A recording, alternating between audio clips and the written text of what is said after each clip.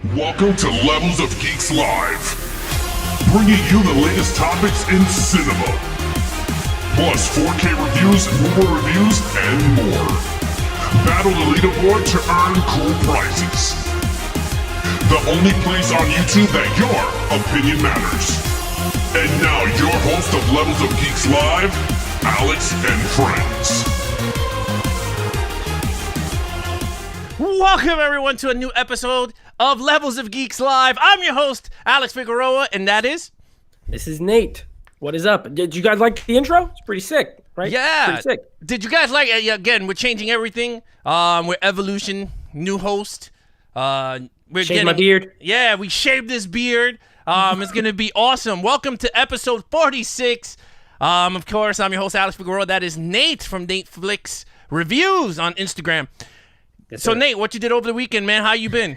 So let's see. I've been good. Over the weekend, I recorded my podcast. So we recorded that show. It was beefy. It dropped today. So that's on Apple Music. You can listen to it now. We recorded that, and then I pretty much just watched some UFC. Sunday, I went to the movies, saw a new release. Saw a movie called Come Play. It was... I'll save my review for my show, but it was... And I just chilled out, you know? How about you? Yeah, I've been pretty good. I've been working on this stuff, getting everything ready and set, watching some movies for our action movie podcast. If you guys check it out, it's over at Apple Podcasts, Levels of Geeks Podcast. That's our action movie reviews. Me and Nate break down a lot of action movies. But, it's just been a great weekend. My mother-in-law came over. It was great to see her again. So that's why it was hard for me to do videos, because I haven't seen a lot of people because of this whole COVID. So it was pretty good. But again, guys, if you're new to the channel, please like, share, and subscribe to this channel. Again, like I said, me and Nate have Levels of Geeks podcast where we break down action movies. So far, we're up to the last of the Bronson era of 007. We're up to Die Another Day.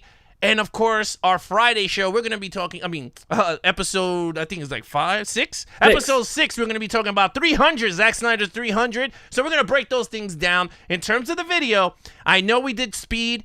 I'm going to work on that tomorrow. It's going to be out tomorrow, Speed. That's episode 4. And Speed was a good one. Yeah, it was a really good one. And then I'm going to push on with the video so you guys can be up to current with that. Like I said, I have family over, so I couldn't stay behind the computer and work on the editing. But... again, like I said, if you guys are new to the channel, please like, share, and subscribe. And again, to everybody on the chat, what's up? You guys are hanging with us tonight. Let's see who we got on the chat. We got TransformerCon. What's up, Sam Jr.? How you doing? Unboxing with me, unboxing. How you doing? Jay. So Jay Manley, he won the Back to the Future giveaway. He won the digital code for the channel. So congratulations. Yeah. Congratulations to you, Daniel Leroy. How you doing? Daniel, that's my guy. Yeah, that's your boy. And now we have I'll Buy the Popcorn. Stephanie's in the house. Tribird Gigolo, salute. Welcome. And again, everybody's here. Nice. And again, of course, we have the leaderboards. Now, this is an awesome thing, guys. I told you I'm going to be bringing this out in November. Guess what? We're in November. This is November 2nd, our episode 46. So guess what? The leaderboard is now back. It is active, and it's revamped, and is new and improved. Again, leading the pack is Unboxing With Me with 191 points. Tribal Gigolo, 147. TransformerCon, 145. Movie Files, 89. Nacho Bacon, 74. 4K Corner, 65. Sam Jr., 59. Holy hell. I mean, there's a lot of people here. Hold on. I got a question. I got a question. Yeah, go ahead. Isn't unboxing like helping you with the leaderboard? Isn't he come up with... and he's number one? Yeah. It sounds fixed, huh? Nah. Sounds a little fish. No. Alex Madden got 6 points. Who else we got? Oh, man, he's going to try to duct tape you now for saying that. Yeah, of course. I'm just waiting for it. Jay got 14 points. Jay Manley, so congratulations to you on that. Greenlight got 33 points. Jedi versus the Dark Side got 45 points. Again, I'm gonna keep putting up the leaderboard. I'm going to put it on Levels of Geeks Instagram page, so you guys know where you at in the leaderboard. So with these points, I'm going to tell you guys right now what these points do. These points will get you guys raffles for something cool that I'm going to announce today and show off. So here we go. Remember what I said Geek of the Month giveaway? Well, I decided to pick up this pace and do whatever you want to call it, the metaphor, put the stakes up or whatever. We're going to do a big box giveaway for the Geek of the Month. Now, this is going to be random stuff, guys. It could be expensive stuff. It could be cheapy stuff. It could be VHS.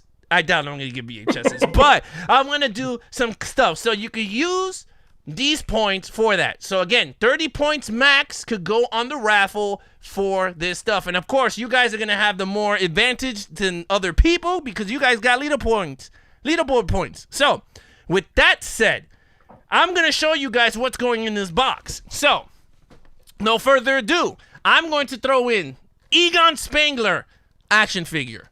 Bam! Yes. That's going to a lucky winner at the end of the month, Nate. I don't know who's going to get it.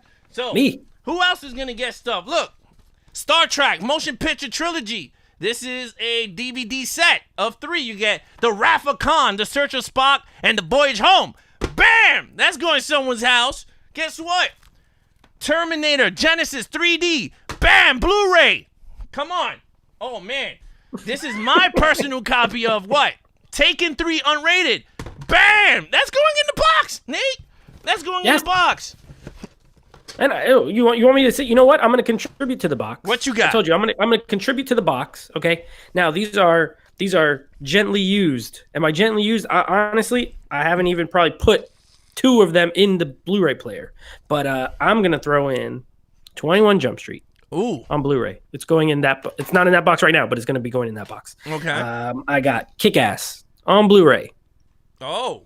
You're going to get that too. And a very cool. This might be, he's got some good stuff in that box, but I'm going to add in a Pumpkinhead Scream Factory Collector's Edition. Okay. Whoa! This is a collector's edition. It didn't come with a slip or nothing, but it has the reversible artwork and everything. I'm going to throw that in the box too. So that's like, 3 Star Trek movies, 2 other movies, 5. It's like 8 movies and a Ghostbusters figurine. That's pretty good. That is so far. Good. And guess what? The month is not even over yet. So that means next week, it could be a pop figure, a 4K movie. Again, I'm going to be showing live what I'm dumping in this box. And whoever wins at the end of the month, good luck to everybody in the chat and everyone that's watching on the replay for our Geek of the Month giveaway. So There you go. Good luck with that. Again, that's going to be getting updated each week. We're going to be throwing stuff in this box. And whoever wins, wins. That's it. And that's how we roll here. And again, you want to know, how am I going to get points, Al? Hey, how am I going to get points? Well, to get points, simple. Just follow this whole list because I'm tired of repeating it. Take a screenshot or something. Yeah, take a screenshot. No, here we go. I'm going to go through it very quick. 1, you get points. You get 2 points when you join us live. If you're here with us live, guess what? Bam, you got 2 points. 4 points. When you stay the whole show, you get an additional 4 points. Bam! Stay the whole show. You get 1 point for liking the video, not locking it in, but liking the video. You get 1 point. You get 2 points when you comment on the video. You get 2 points when you use the phone line calling in the show. That's towards the end of the video. That's going to open up the phone lines. 2 points when you rate the podcast on Apple Podcasts. That's a one and done. You don't have to keep doing it all the time. Just do it once, and you're good to go. You get 2 points when you subscribe to the podcast. Again, that's another one and done. Check it out. Levels of Geek Podcast, if you guys want to get an additional 4 points. 3 points when you cross the stream event. So when you watch me and I go over to Dave's channel, bam, you get some points. And then another 3 points when you promote the show on Instagram, whether you do it on the story or you do it on the main feed. You put Levels of Geek somewhere around there, you tag us, bam, you get points. And then, of course, you get 5 points when you get someone to subscribe to the YouTube channel. You get the biggest prize of them all. You get 5 points. So, again, that's how you get the points. Now, because Daniel was asking. Yeah. Daniel's new, so, but Unboxing answered him. And Daniel, when you win, make sure you give me back all these movies that I'm putting in the box. You just give them right back to me. Yeah. So, other than that, guys, that's how you earn points. So, let's have some fun now. Let's get to the actual main... Oh, no! Let's promote some people. I cannot do this show without promoting everybody. So, I'll Buy the Popcorn Stephanie got a brand new video out. she watched Candyman for her 13 Nights of Fright, and this is her last movie for the 13 Nights of Fright. Nate, she watched Candyman. It's a good movie. It is a good movie. It's a good movie. Did she good say choice. it? Did she say it loud? You think she said it 10 times or 3 times, like in the movie in the mirror? She said it. I doubt it. You think so? No. But yeah. So Stephanie's seen Candyman. Check it out. Go over to Stephanie's channel. I'll buy the popcorn. Super nice girl. She's gonna be joining us live. Hopefully, maybe next week or the following week. But Stephanie will be on the channel on a Monday. So you can see and talk to her if you guys want, and you can know more about her channel when she comes on live and talk to us for the first time. So with that said, let's get to the next person who we are promoting. Ooh, next on the list is Triborough Gigolo.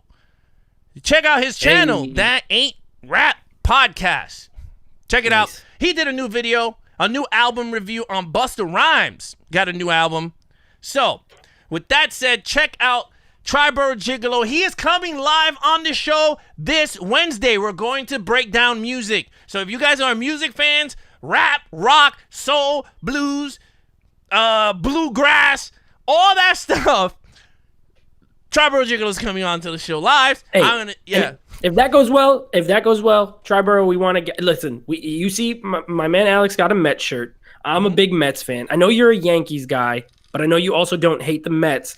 And if we do a sports show in the future, I voted you in already. I just want you to know that. Yeah. Off air, I said Triborough he's a New York guy. He's a Knicks fan. He's a Yankees fan, but that's okay. It's fine. It's a Mets show, but that's okay. Yeah. He's a Mets sympathizer. So it's Yeah, okay. and once I see him say anything Yankees, the boot. I give him the boot. And then we just turn off his feet. Yeah, turn off his feet. That's how it works. Any Yankee talk, bam, give him the boot. I'm just joking. But yes, Triborough Gigolo is coming onto the show Friday, talking on music, and then he's going to come back again to do movies too, because I know he wants to talk about movies and superheroes, so he's going to come back to the show for that, but we're going to do music on Wednesday. Now, check out his channel, and then next he did on his show also, he talked about his 20 favorite horror movies of all time.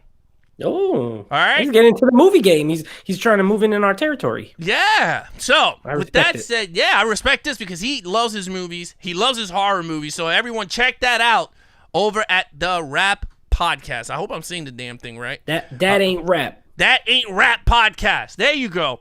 So again, guys, thank you so much for sending me in your promos. Look at that thumbnail. Yeah. Look at that thumbnail is awesome. He's mad scared. Look He's at like, that. "Don't touch me, Freddy."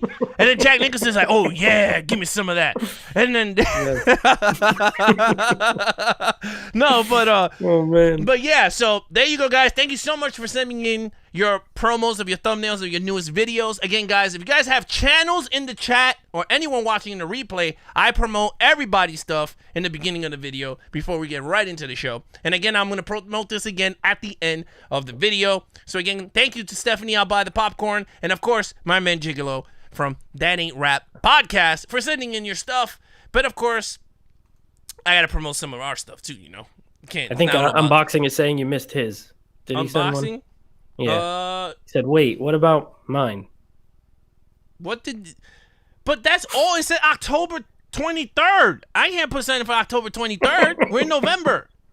Give me some new one. If you send me a new one, I'll put it in at the end of the show. Unboxing. Give it to me at the end of the show, and then I'll put it in. I'll squeeze it in. But it says October 23rd. I can't put that in. People are gonna be like, October 23rd of next year. Like I can't. Yeah, we missed it. So with that said, our video of the full breakdown of The World Is Not Enough is out now on our YouTube channel on Levels of Geeks. Check it out. It's an awesome podcast. I mean, this is the first time me and Nate actually got the score identical to a lot of same score. Yeah. This was a good one. You know, it turned out to be, you guys should listen. So we're not going to re-review it here, but, we had slightly different scores on certain categories, but overall came out with the exact same amount. So, make sure you check out the video. But the audio is up as well. We would like it if you can actually go on Apple Podcasts. We have 4 5-star reviews. We only got 3 episodes. So that's, we're still a baby in the podcast. Oh, we got 4 episodes now, but we got some, give us the 5-star reviews and leave us a little comment review. We got 2 so far. So thank you for everybody who did that. But But yeah, video is up. Yeah, so it's up. And again, guys, check out Unboxing's Instagram page. I think it's Unboxing with Me Unboxing. His Instagram is awesome. He does live streams all over the place on his Instagram. He puts up a lot of news. He shows off all his mail days or him going to like Walmart and picking up stuff. And I'm trying to go onto his page to do a live stream, but he's going out with his family or something, so we had to miss it. So that's where I think we were trying to promote. But I'm trying to figure out what day we're doing it. So once he gets me that, I will promote it. But after that, let's just get right into the show. But Unboxing, please get that to me as soon as possible. Horror Coffee's in the house. What's up, Ralph? Let's get on to the show. We lost a legend in acting a few days ago. We lost my man, James Bond. The original James Bond, Sean Connery. Yes, we have lost him. I'm hurt. I was really hurt when I found out. I woke up, and when that news broke, I was like if someone took a knife and went right into the heart. But yeah, it sucks, man. 2020, we lost a lot of legends in sports. Kobe Bryant, Tom Seaver, Bob Gibson, if you guys care about baseball. But again, a lot of actors too. I know some kid yesterday from some movie got shot and died. Like a 30-year-old kid got shot in Texas. 30-year-old kid, actor, got shot, dead. Puh. Now Sean Connery. We lost. Oh yeah, Chadwick Boseman. Chadwick Boseman, Eddie Van Halen. Yep. All right, so we lost a lot of great legends in music, acting, sports. Nate, what do you think when you heard Sean Connery passed away? You know what? I'm gonna be honest, and I hope that nobody takes it the wrong way, but I'm not. No, I don't. Whenever I hear about news of someone passing, if it's usually if it's not someone like that I personally know, I don't have that kind of attachment with a lot of like celebrities or things like that. And at the end of the day, he was 90. Lived a long life. I was talking about it on my podcast. He was able to get out of the acting world and retire and enjoy, what he worked for all those years. Because the man, if you go on IMDb, the man has 94 acting credits. So, he worked for a long time and he put a lot of, films out that people love. He was iconic.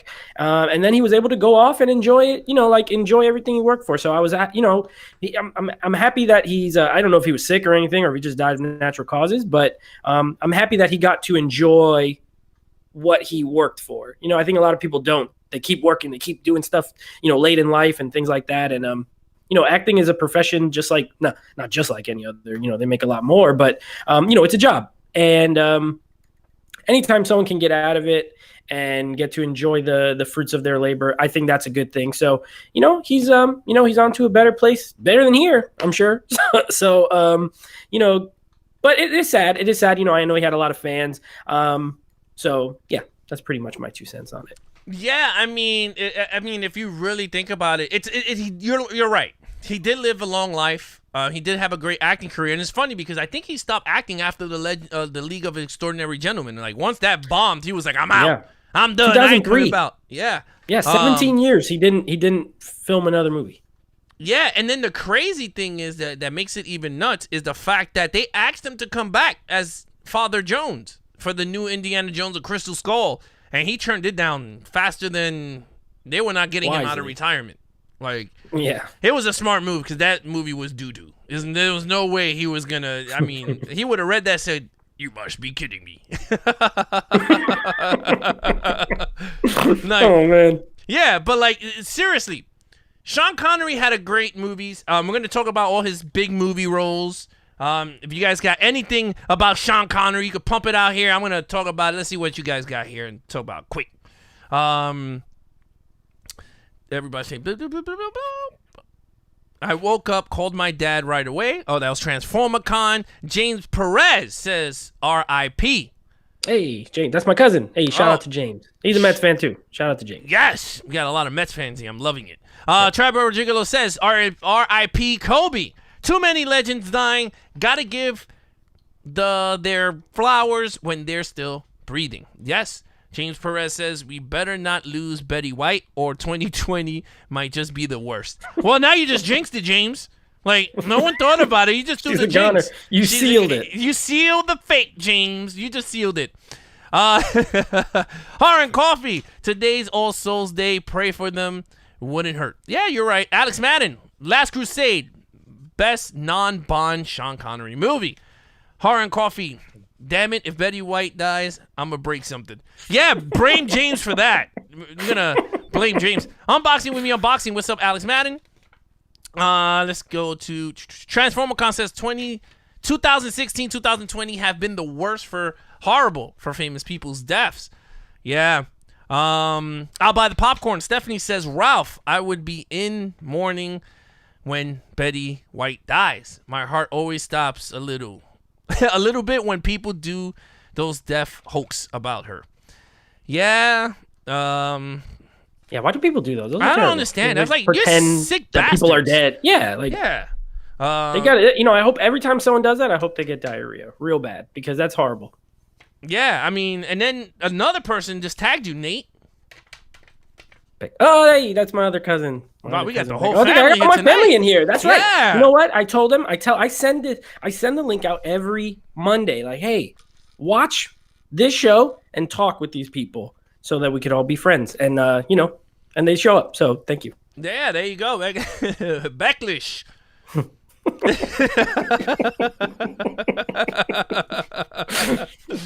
Oh man, he needs those last 17 years just to enjoy his life's work.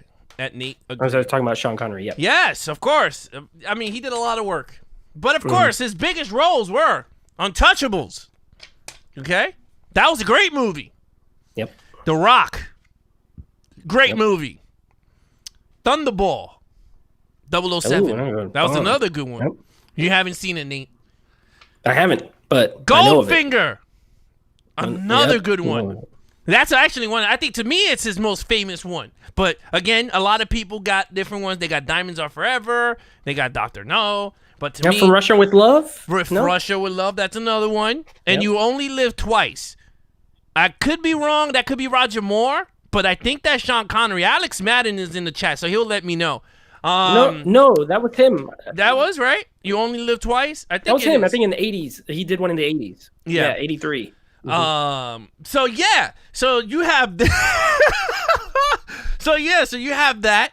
But to me, yes, You Only Live Twice is Sean Connery. So so you got all the Bonds, but he's known for Bonds. Like that's pretty much what Sean Connery's known for. Okay? Like that's what he knows for. So Yeah, all right, Ralph is in here talking about my abuela's about to show up in the. your grandma's coming up. Oh my gosh!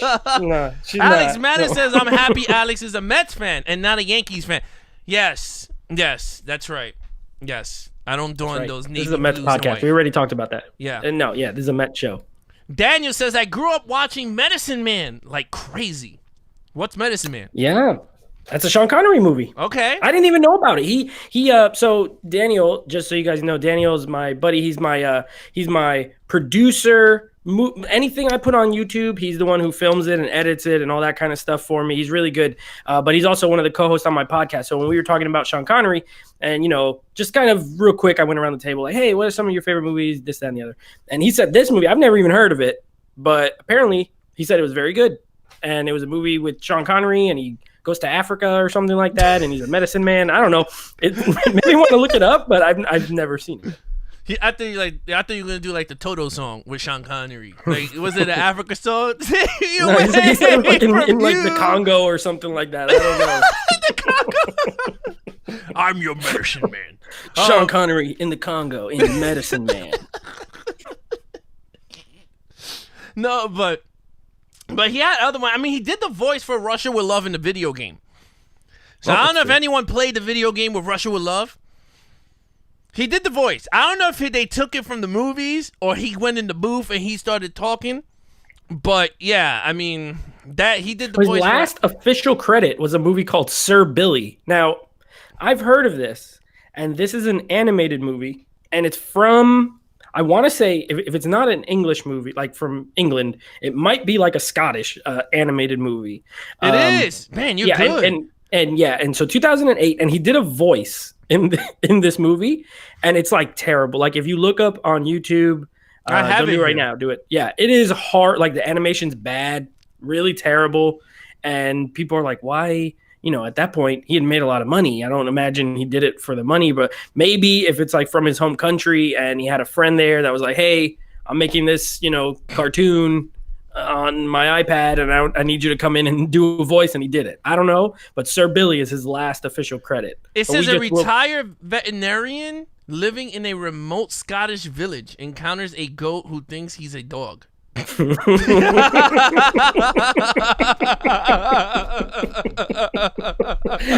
my gosh! I don't know. Yo. That's why I say his last credit is the League of Extraordinary Gentlemen. Not that. We'll just leave it as that because I don't know I know of Sir Billy. I'll never watch it. Never. But yes, that sounds incredible. That sounds freaking horrible. But all right, so we got a top 5 list. All right, we're gonna go through this. I want everybody to name me your number 5 of your Sean Connery list. Don't give Just me all number 5. Just Yeah. 5. Okay, so I'm gonna let Nate go first. Okay. So Nate, please let me know what is your number 5. All right. Let me pull it up. Okay. Now, my 5. This is not the right one. Okay, here we go. Top 5, Sean Connery. Now, I'm going to preface this with I am not a so I went through his filmography. I knew right away like my 4, let's say. Okay. But I was thinking of the 5th one now. I've never seen, and we talked about this on our podcast. Check that out, by the way. When we were doing James Bond, I've never seen any of his Bond films. Yes. So, I 0 Bond films on my list, obviously. And really, when I'm looking through his filmography, I've probably only seen about 7 to 8 movies that he's in. He is in a lot of Bond films. I know I said he had 90-something credits, but I've not seen a lot of those movies. So the ones I have seen is what I had to pick from, obviously. But also the ones I have seen, I have liked. So there was a little bit. I did have to eliminate a couple, just so you guys know. But my number 5, and I'm interested to see if anyone in the chat has even ever seen this movie. We'll see who's the real film fans out here. But my number 5 is a movie called Marnie. Okay, you ever seen Marnie? No. Okay, Marnie is actually an Alfred Hitchcock film. So this is an Alfred Hitchcock film. It stars Sean Connery. It also stars Tippi Hedren from The Birds. And it's a very good thriller. Honestly, it's from the 60s, but it had I don't want to say it was like way ahead of its time, but some of the themes were kind of a little bit darker for that time of film. You know what I mean? And I don't mean necessarily like, Psycho has murder in it. It's not like murder type of darkness, but there's some thematic things that are going on that are a little bit, I will say maybe a little bit ahead of their time. So it's actually a really good performance from him. He's not doing he's a little bit, obviously he's the tall, dark, and handsome type actor. That's why he got to play Bond, obviously. And he is that, but he's a little lighter, kind of funny. But then when he has to, it's a little more serious. It's an interesting movie. So I think if you haven't seen it and if you have some holes, either in your Hitchcock filmography or even Connery, like I have a lot, but that's one that I think is really good. So I put that at number 5. Oh, okay. Very interesting. Before I go on mine, let's see what people have as their number 5. Yeah. Tribor Jiggle. No, I'm sorry. Unboxing with me. Unboxing says Dr. No. Okay. Sam Dr. Jr. No? says Hunt for Red October. Okay. Tribor Gigolo says The League of Extraordinary Gentlemen. Wow. Alex Madden says Finding Forrester. Finding Forrester. Okay, Forrester. that was like right towards the end. That was, I think, right before League of Extraordinary Gentlemen. Yeah, and then Dan, your cousin said Hitchcock, and then Jay said it came out in 1964. That movie you said. Yeah, So, 1964. That's right. so there you go. My number 5 is The Untouchables. That is my number 5, Untouchables. Now, Yes. I enjoy that movie a lot. It's a very good movie. I love that whole... I'm not a big mobster dude. Like, I'm not crazy with mobster movies. Like, hey, give me the money. And then they do the taxes. They do the whole alcohol thing. They want to do... I'm not all into that do their mobster. taxes. Huh? They do their taxes. Yeah, they do their taxes. They do the alcohol. They want to sell cigarettes. Bootlegging. Yeah. Yeah. I'm not into that stuff. So for me, it's not saying the movie's bad. It's just my number 5, and I have 4 better ones ahead of it. Sure. But I loved it. I think Kevin Costner was good. I love when Andy Garcia was in this too, right? Andy Garcia, yeah, yep. Very young with the same hairdo he has now. I was like, holy crap! Like this dude's hair doesn't even change. But I liked it. It's a very good movie. So that's number 5, The Untouchables. So guys, now let's get to number 4. All you have to do is put a 4 dot, then your movie. So we know what it is because everyone's throwing movies out without numbers, so I don't know what I'm doing here. So 5 and then the movie. Yeah, just now I'm going to do 4. So while I'm talking, you guys go ahead and put up your number 4. Yes, go ahead. Okay, my number 4. And by the way, there'll probably be some crossovers on these lists, but we didn't talk about it before. So our rankings are, he didn't know my top 5, I don't know his top 5, and we don't have the same, we don't know each other's order or anything like that, just so y'all know. My number 4 is a movie that came out in 1999. It stars Mr. Sean Connery and Catherine Zeta-Jones. It's called Entrapment. This is a movie that I actually saw with my grandma in the movie theaters. She used to take me to the movies all the time. And 1999, I would have been 12. So I saw this when I was a kid. And, the funny thing is, 12-year-old me just kind of liked it because it was not that it's slow, but it's an action movie. But it's not, there's a whole love story and he's much older than her. And I'm 12. I'm like, ew, she's hot and he's old and this is, So, though I still had a little nostalgia for it. So when I grew up and watched it as an adult, I appreciated it a lot more. I think it's a good, solid action thriller heist movie, kind of thing. And I think it's a good showcase for Sean Connery in his older age, where he could still play he's not Bond, but he has a little bit of the charm, even though he's a little older. Okay. And now as an adult, I could be like, okay, I could see, especially knowing that Catherine Zeta-Jones ended up, in real life marrying Michael Douglas, and he's much older than her too. So then I was like, okay, well, it kind of makes sense. I could see it happening, but it's that's a really good movie that I enjoy quite a bit. So the Entrapment is my number 4. Yeah, it's funny. I never seen Entrapment. Hey, we got to do it on the podcast now. That's it. Yeah. I have to add it to the list. That's the first time action movie watch list. Yeah. I'd never seen that one. But let's see what everyone else is saying on the chat. Alex Madden says The Rock is his number 4. Jay says 5. 5 is his Highlander. Then I guess we got to go up to 4. Unboxing with Me says number 4 is Dragonheart. Wow, I never seen that one either. He's the voice of a dragon. Okay. Got so is it animated?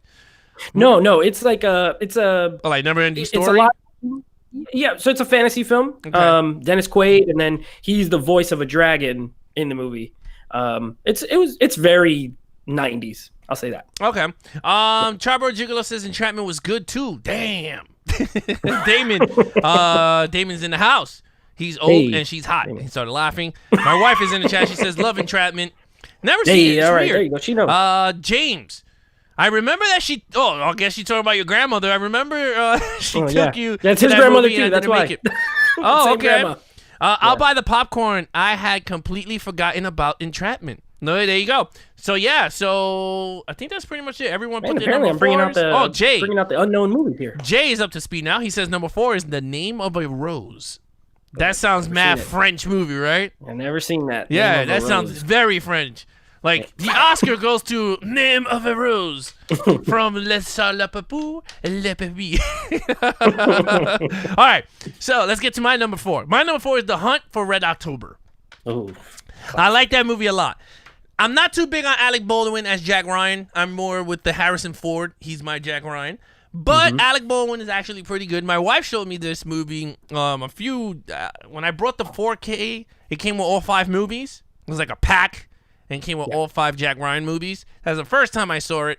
And I enjoyed it. I thought Sean Connery was very good, very old. I'm so used to him as Bond. So when I see him, it's weird. When you see him on screen, I think of him as Bond. So I was like, oh my God, he's not Bond. I was like, get your watch out. Get out of that situation. But I thought it was an excellent movie. I thought it was really good. So for me, that is my number 4, The Hunt of Red October. All right, guys. Number 4. Number 3, please put number 3 dot. Okay. Whatever's your Sean Connery movie. Go ahead, Nate. What's your number 3? Now, interesting that you said everything. It's really funny that your Sean Connery is Bond, right? Like young, Sean Connery, and I only ever knew about him as old, pretty much. You know what I mean? Because I've only, growing up in the 90s, I only really knew him from those movies. So, until I go back, Marnie was the only time I've ever really seen him young in a movie. So it's funny how we have like different versions of him that we kind of grew up watching and things like that. But anyway, I'll just segue right in. My number 3 is The Hunt for Red October. Okay. It's a great movie. Of course, John McTiernan directing it. One of the best like action movie directors. Did Predator, did Die Hard 3, Hunt for Red October. Alec Baldwin's good, you're right, but Sean Connery's really good, and I like how they did that thing in that movie where like he's Russian, but he just speaks like they did that thing where like they start off speaking Russian and then it just like turns into English. Yeah. So that way they could just speak English, because I was talking about it on my podcast, and one thing about Sean Connery that always I got a kick out of is as he's a legend, you know what I mean?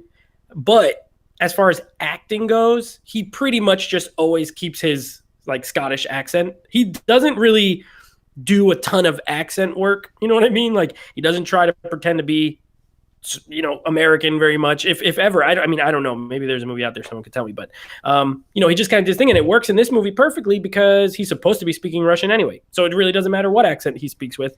And they always kind of, I feel like, especially when he was older, they figured out a way to make it work where he could just use his accent and he didn't have to worry about it. So, Hunt for Red October is an awesome movie. Awesome, really suspenseful. Thriller. It's a thriller. Yeah. It's funny because I think there's one of the 007 movies. I think he talks Chinese or Japanese, and it's really funny because it's probably amazing. Yeah, it's like great footage when you see it. It's pretty good. But all right, guys. So what is your number 3 of the Sean Connery? Jay says his number 3 is The Untouchables. James, your cousin, says Untouchables. Also Untouchables. Yeah. Someone's jumping the gun. They're already going to 2. Unboxing with me. Unboxing says 007, you only live twice. Very interesting. My wife said First Night. First Night, yep. Interesting. I never seen it. I just know of it. I don't know either. That's one of those movies that like it with Richard Gere is in it. I know. It's one of those ones that just never grabbed my attention, so I just never saw it. But I mean, I've heard it's pretty good. So yeah. All right, so let's get to what was this? The your number 3, right? Your number 3. My number 3. That's right. My number 3 is Nicolas Cage, The Rock. I like this movie a lot. I think it's a very action-packed movie, and it's funny because like every action trope there is in this movie. Like when the guy is running remember when he's running after the car that he stops a vehicle? He doesn't get a fast vehicle. He gets like the biggest one that you can't do maneuvers with, but he gets a Hummer. Like, why would you take a Hummer? Or like a motorcycle? Like weird stuff. But anyway, I thought this movie is actually really good. Sean Connery is very good here. Nicolas Cage was like top notch in this performance too. Like, I mean, I think he wasn't full crazy yet. Yeah, he wasn't batshit crazy during this time.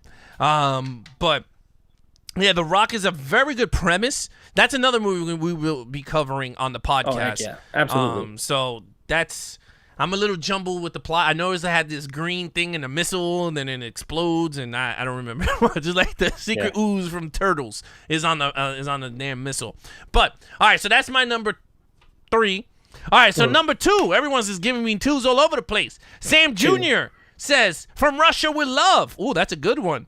Unboxing with me says, Never Say Never Again. All right, that's not technically a 007 movie because that was made by another company. It wasn't MGM. So when you buy these box sets, Never Say Never is not included in it because that's another company that made 007. So he still likes it. Still his number 2. Still number Sean 2. Connery movie, but it's not canon. Yes. Bond, yes, it's not canon because he's old, and it's a really good movie. It has Kane Basinger in it. She's hot. Kane Basinger, yeah, she's in it. But again, it's an underrated movie for those of you who don't, you want to watch all of them. But that is not part of the whole thing because that's a different company. So let's go with that. Never Say Never. Jay says The Longest Day. Alex Madden said The Hunt for Red October. My wife said Thunderball. Gigolo says Finding Forrester. Finding Forrester, yep. Yeah, Gus Van Sant. That was a good movie. Yeah, and Unboxing said I still enjoyed it even if it ain't Bond. I understand. I got it. We're there. It is Bond. It's just not Bond. canon. It's not canon. But yes. So, Nate, what is your number 2? You could leave the picture up because my number 2 is The Rock. So, I can. So, first of all, this movie's awesome. And it's Michael Bay, right? I know a lot of people, they feel a certain type of way about Michael Bay, right? Like most people, I think it's real easy to crap on him. A lot of people don't like his movies because he made 5 Transformer movies and everything, like they're also action-y and everything. But I'll be honest, I think Michael Bay, he's okay. Michael Bay is okay. And this is one of his better movies. Easily. Easily. If not his best, it's top 2 or 3. I mean, depends on how you want to rank him. But The Rock is awesome. Look, Ed Harris is fantastic in this movie. Yep. He's the main villain. Ed Harris is always good, but he's especially good in this. And you're almost like, heck yeah, I almost agree with what he's doing, even though he's doing bad stuff. Sean Connery, great. He's basically like a expert because he's the only one who broke out of Alcatraz. So he's gonna be the one who knows how to get back into Alcatraz. Like the whole first part where they're getting him out of, he wants like haircut and all this stuff, and he just keeps trying to escape. Love it. Nicolas Cage is great. Supporting cast is great. Mm-hmm. Ton of good people like David Morse is in this. Was it Candyman in this? Tony Todd. Yeah. Tony Todd. Yeah, Tony Todd is in. He's one of like they're all like work for Ed Harris. They're all like the military guys, like the mercenary dudes. Yeah, and it's just a really good, solid cast with a really good, solid action, and it's a good movie. Like I really enjoy The Rock. So yeah, The Rock is pretty awesome. Yeah, that's my number 2. Yeah, it's a very good movie for number 2. Again, guys, if you're new to the channel, please hit those like buttons so we can get that even number of 16 across the board, not 16-10. Feels kind of weird. But yes, hit like. So James said something is exactly right. Michael Bay makes popcorn movies, and there's a place for them, and there's nothing wrong with that. Exactly. There is literally nothing wrong with going to watch a movie where stuff explodes. It's where you start getting into the, how's the story? How's the script? Okay. None of it's going to be that great, usually. Sometimes he has made movies with those things that are good. But for the most part, he blows stuff up. It's a visual medium, and he's a visual stylist. So, at the end of the day, it's a good movie. Yeah. So my number 2, because everyone got their number 2. Nate got his number 2 out. My number 2 is Dr. Senior Jones. Nice. Yes. You had to put Dr. Jones in one of your top 3. Dr. Jones had to make the list. He is my favorite Jones. Not really. I like Harrison. But he's second. He made these movies. Well, not these movies because he only made one. But he made it. To be honest with you, his charm, his dedication to his work to get the Holy Grail. Even he banged the same Nazi girl that Harrison Ford did. So that was even awesome. And when it came to the movie, I thought it was pretty cool. I love the storyline of Last Crusade. To me, I still love Temple of Doom over all of them, but that's just me growing up. But again, I love all 3 Indiana Jones movies, all equally the same. I can't say one is better than all the 3, other. even though there's 4. I don't like 4. 4 is like 4 doesn't even count. You deleted it from history. Yes, I love all 3 of them. They're great. Yeah, that's it. I don't even count 4. That's like saying I love all the Star Wars from 1 through 6 because I don't like 7, 8, and 9. So I delete those. Delete from existence. Okay? So no 4, no Kingdom Skull. That's caca. That's out the water. But this movie's very enjoyable, very fun, entertaining, very adventurous. And choose wisely. I always tell that to my wife. Every time we do something, I'll be like, choose wisely. Well, we do everything. I get that. Choose wisely. All right, guys, here we go. We are going to number 1. So let's see what people put as their number 1. Number 1, Jay says, Indiana Jones and the Last Crusade. Sam Jr., Indiana Jones and the Last Crusade. Alex Madison, I have a tie between Goldfinger and Indiana Jones and the Last Crusade. Well, you got to pick one, Alex. Pick one. Yeah, what is that? Yeah, that's cheating. Unboxing with me says Indiana Jones: The Last Crusade. Beckish says The Rock. My wife says Last Crusade. Alex Madden, gotta peace out now. Though, guys, I'm glad I got the honor. Sean Connery for a few minutes with you guys. Thank you take for it easy. joining us. Unboxing with me says, okay, Alex, see you. Oh, talking about the points. He gets 2 points. He gets 2 points. Transformer Remember, Con said 4 says, was trash. yes. Transformer Con says, love this movie. Mhm. Jay says, you even like Jar Jar. I don't like Jar Jar, but I prefer 1, 2, and 3 over 7, 8, and 9. Hey. Because of the Clone Wars. Made sense.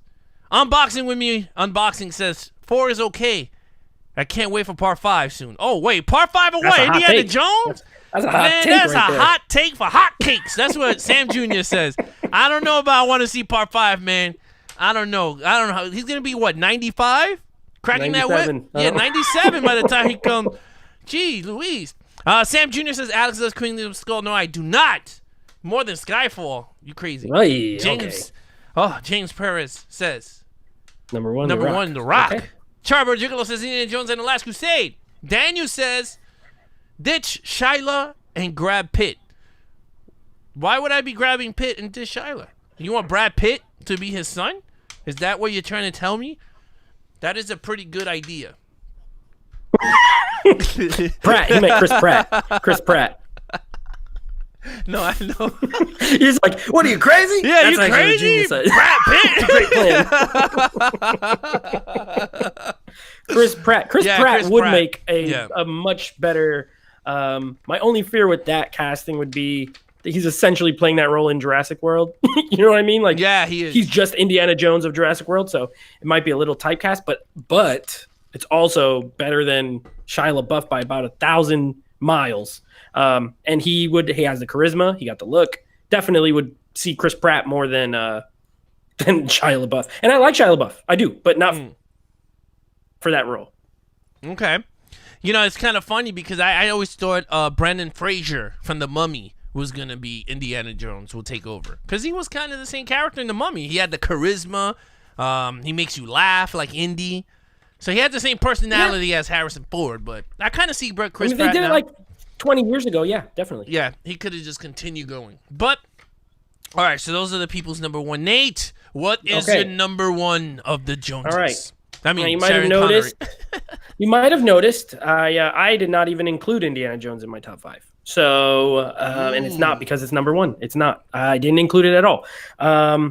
It's not that I don't like the movie. I actually do like the movie a lot. But to me, it's not like a Sean Connery movie. It's still a Harrison Ford movie, and he's not the lead. So, yes, technically we are just doing movies he's in. So absolutely it qualifies anything. But I just kind of, and even though my number 1, I say all that, and my number 1 falls still kind of in that category. But to me, he's almost like more of a co-lead in it. But my number 1's The Untouchables, Brian De Palma directed movie. It's just so good. I mean, look, you got Robert De Niro, in it. You got any movie with Robert De Niro and Sean Connery and Andy Garcia and who else is there? There's just so many good actors in that movie. I can't think right now off the top of my head, but I love the end scene. Like in the train station on the stairs with the stroll. Like it's so suspenseful. It's so Brian De Palma. I talked about it before. He's kind of a Hitchcock, not a copycat, but he's very inspired by Hitchcock. So very suspenseful filmmaking. He does a really good job of it. And I feel like Sean Connery is essentially even though Elliot Ness and Kevin Costner is the main character, I feel like Connery's more the heart in that movie as kind of like the mentor character, more so than Indiana Jones. For me, that's just for me. So that's why I put it at number 1. Plus, I figured you might have Indiana Jones, so I knew it would be on there. So I just went in another direction. But yeah, that's my number 1 is The Untouchables. I love that movie. Yeah, my number 1. Everyone said their number 1s. So my number 1. my number 1 of the Sean Connery top 5 of the Alex list here on Levels of Geek. If you guys are new to the channel, please like, share, and subscribe. Is Goldfinger. Oh, 007 Goldfinger's my joint. Of course, the famous scene when he goes, "Do you expect me to talk?" And the guy goes, "No, Mr. Bond, I expect you to die." Oh gosh.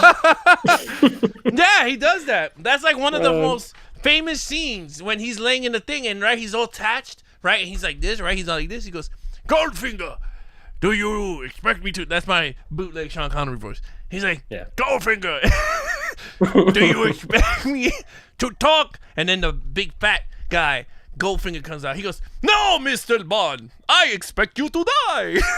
The Count. Yeah, he sounds just like Sesame that. Street. Yeah, he does. He goes, no, Mr. Bond, I expect you to die. Like, yeah, count is one, Bond.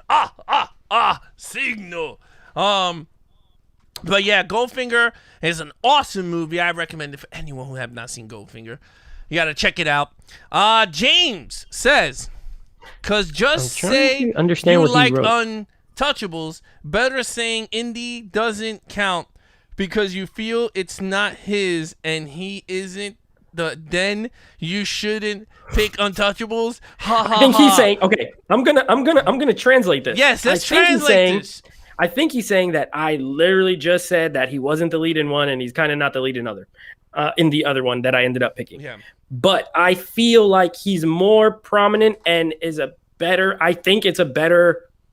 he's more crucial to me in one than in the other. Okay. Because I understand in The Last Crusade, in the storyline, he's Indy's dad, but at the end of the day, it's cool, but to me, like Indiana Jones didn't need any of that kind of role in any movie, right? He already did 2 movies where he didn't have his dad in the movie. He's the lead through and through.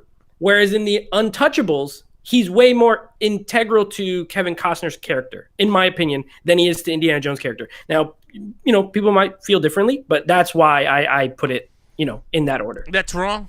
That's wrong. I don't agree. No, I'm just joking. No, but okay. Yeah, no. I'm just kidding. No, I totally agree with you. But I mean, it's a very like a double standard. It's like you pick because you know what it is like he's supporting role. That's what it is. He's a supporting actor in those two movies. So you pick the supporting actor, the Untouchables over Indy. But that's okay. Yeah, exactly. So if you're telling me, okay, if I'm gonna, because obviously the movies that he's the lead in, I've only seen like I said, a handful. So it came down to the Untouchables and Indiana Jones. And I'll be honest, Indiana Jones and the Last Crusade is my 3rd favorite Indiana Jones movie. I think Raiders is a million times better, and I enjoy Temple of Doom more for the kind of darker. It's almost like a horror movie, pretty much. At the end of the day. So it's not my favorite Indiana Jones. It's my 3rd favorite. And the Untouchables, I like that movie better, period, than Indiana Jones. So either way, it wouldn't have mattered. But I think his role is more crucial in one than in the other. And that also contributed to my ranking. So hopefully that explains it for everybody. He's like, and you know what? Everyone can shut up, and that's my ranking. Yeah. That's what it is. Damon said number 1 is Untouchables. He agrees with you. Oh, hey, there Sam you go. Jr., Nice. Temple of Doom, I like it too. Look, I put Temple of Doom my number 1 out of all the Indiana Jones movies. I love the darker tone. I think that's then again, growing up, that's the one I saw first. I didn't see Raiders. I saw Temple. So for me, seeing that whole... them behind the railing system, the railroad track. I thought that was awesome as a kid. Trevor Gigolo says Temple's the Castle. Oh, yeah, then you got Dr. Jones! Dr. Jones! Yeah, that's Short my round. choice. Short round. Yeah. Which I still think they should get Jackie Chan at short round and they're going to do Indiana Jones 5. Jackie Chan! Dr. Jones! Look at me, remember me, Dr. Jones. That'd be amazing. It would be amazing, right? He like. So then where would you put Raiders 3rd? Behind Last Crusade? I would be, yeah. Oh, wow. Yeah, okay, I would. Interesting. I can't wait till we do this series for the podcast. The what? No, I know what you're saying. I said I can't wait till we do the Indiana Jones movies for the podcast because they're all good. I agree with you. I know exactly what you're saying. Like it's just like ranking, 3 delicious foods, but just one of them is slightly better than the other. Yeah. Or 2 of them is slightly better than the other. So exactly. It's not like you dislike Raiders, but for you, it's 3rd. Okay, I got it. Yeah, I don't know. It's just something about, like, I love fun adventures. And for me, Raiders didn't feel as a fun adventure. It felt like a serious adventure movie. Sure. You know what I mean? Like, it didn't have, like, that. How can I. It's not as lighthearted as The Last Crusade. Yes. That was very, like, oh, my dad is in the picture. And then it's all, Don't call me Yeah. Junior, and like punching the dude, and I'm like, oh my god. Anyway, Sam Jr. said, "Hey Alex, which is a better movie, Ghostbusters 2016 or Indiana Jones 4?" Oh crap! Really? You really want me to choose between those two movies? I'm gonna pick Indiana Jones 4. Ghostbusters 2016 stinks. I'm never gonna see that crap again. Yeah, no, never. I don't even own it in steelbook. That's how bad I even want it. And I collect of them. But Jay says neither. I got the box set. Oh, you got the box set? So you tortured to have it. That's what it is. I have Indiana Jones 4, and I have Ghostbusters 2016 in the steelbook. You know what's funny? I don't think I own Crystal Skull. Because I refuse to buy it. 4-pack. It's like a 4-pack, so it's in there. You know what? I got to check. I don't know if I own it. I don't hate Crystal Skull as much as everybody else. I'm not saying it's good. Uh-oh. I'm not saying it's good. Uh-oh. I'm just saying, no, I'm not saying it's good. It's probably bad. But I remember going to the theater to see it. And I actually went with my brother, my younger brother. So what was that? 2008. So he was 12. So he was a kid. I think it might have been his first Indiana Jones. So it was like a pretty fun, movie experience. And yeah, it has problems, but there are some actually really good set pieces in it. What I'll say is, if I can watch it without like wanting to like smash my head into a wall. Also, I did not grow up watching I saw all the Indiana Jones movies as an adult. So I don't have any childhood. I don't feel like, Spielberg went in and like destroyed my childhood with Crystal Skull because I didn't see Raiders until I was like 25 years old anyway. So, I'm not trying to say he stole my childhood making that movie. I just think there was a lot of poor choices in the movie. Sure. We got the monkey scene. Terrible. Yes. Then you got that whole scene. He's standing on top of the mountain or on top of the staircase. And they're like, what do you do? And he's like, I'm a teacher part-time. And I'm like, what is this? Like, this is corny movie. But for those scenes, the opening scene in the warehouse or whatever is really good. It's really well directed as a set piece. It's a lot of fun. The scene in the college with the motorcycle and the car, like with the stunt actors going in and out, like it's a well done piece of stunt work and action filmmaking. So there are things that are watchable for everything that's really crap. There is just more crap. So no, actually I take it back. Not for everything that's crap. There's more crap. There's more crap than good. Absolutely. Yes, there's a lot more crap than good. Chiber Gigolo said Temple is a great Italian pasta that's slightly better than the pizza, which is Raiders. He went to my food reference. He went to I like it. I respect it. He took it. I love it. Unboxing Movies with me. Unboxing says, I have Ghostbusters 2016 on 4K Ultra HD and Indiana Jones 4 on DVD with a slipcover. I'll tell you. What does that tell me? He likes it better, I refuse to get anything more than a DVD for this Indiana Jones. But I'll get Ghostbusters. That would be something that will hold my door open when I need to get something outside. Let's see what else. Unboxing Movie says we need an Indiana Jones 4K box set release. Come on, Paramount and Lucasfilm, give it to us. They will. Yeah, they will. Yeah. Daniel said Ghostbusters 16 is trash, a pure dumpster fire. Crystal Skull sucks too. The monkey scene, facepalm. Yeah, he ain't wrong. TransformerCon says the Young Indiana Jones is a TV show. That was weird. Yep. Let me just tell you something about that. It was actually a good TV show. I enjoyed it when I was a kid. That was a very good Indiana Jones TV show. If you guys seen it, or you guys could try it, maybe see it on YouTube or something, like a clip.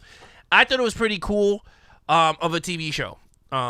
If you're a fan of the Indiana Joneses. Now, who played young Indiana? No, for the chat, who played young Indiana Jones in Last Crusade? Don't look it up. First one to answer gets 1 point. I don't know. Add it to the leaderboard or something. Let's see. Let's see. Don't Google look it up. I'm gonna know. Google it. Yeah. It was. I've seen it. I'm just waiting. Phonics. Phonics? Who knows? I know what he means. I know who he is. Phonics. It's so hard to find now. Rover Phonics. Rover Phoenix. First one to spell it right wins. Rover. Rover. Still no one. Okay, Rover Phoenix. Full name. First and last name spelled correctly wins. You get 1 point from the leaderboard. Hey, Chiburo. There you go. Another one. Rest in peace. Died young. We're gonna throw 1 point. That was exhilarating. Sean Patrick played him. Sean Patrick. Joaquin Phoenix. Sean Patrick. Sean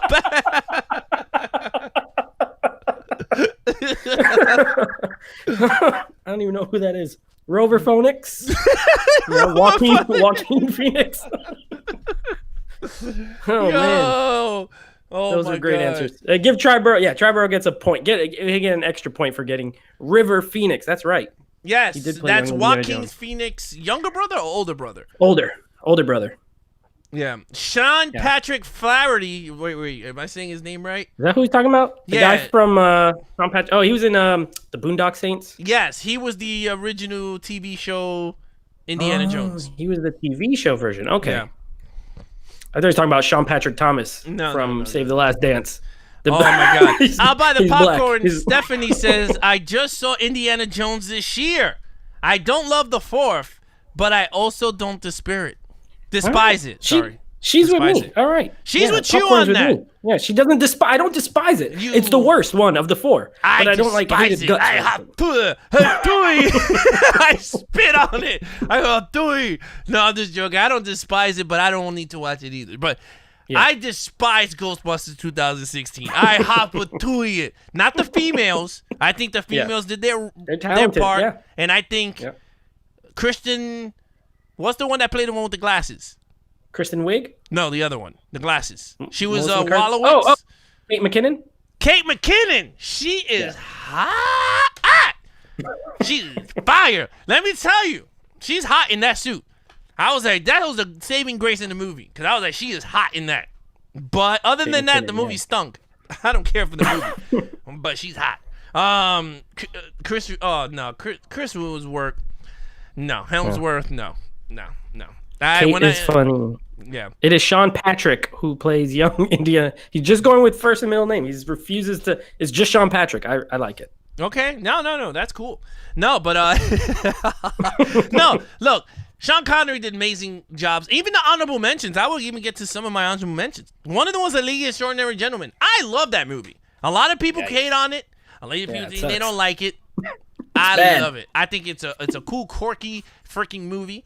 I think it's a great concept in a bad movie. It is, but you know what? I enjoy it. I think it's a cool, fun movie. You know what? If I can sit through Dracula Untold, I can sit through an Extraordinary Gentleman. I'm just telling you, hey, it's a fun movie. I don't know if you guys seen that movie, but yeah, if I can sit through Blade Trinity, I can sit through. Speaking of Blade. That's what I was going to say. Steve Norrington, who directed Blade 1 and then directed League of Extraordinary Gentlemen, and then also, like Sean Connery, just basically retired. I don't think he directed anything after that. So yeah, and you know what's crazy? And it could be wrong. I could be wrong, but I think I could be right. Sean Connery turned down the role of Morpheus. No, Gandalf. Yes, in Lord of the Rings to play the League of Extraordinary Gentlemen. An incredible story. So he turned down the role of Gandalf because he didn't get it. He didn't understand the script. Okay. Now, this is a man who was in Highlander and Highlander 2, okay, which is a fantasy film and is definitely a more convoluted storyline than The Lord of the Rings, if we're being honest.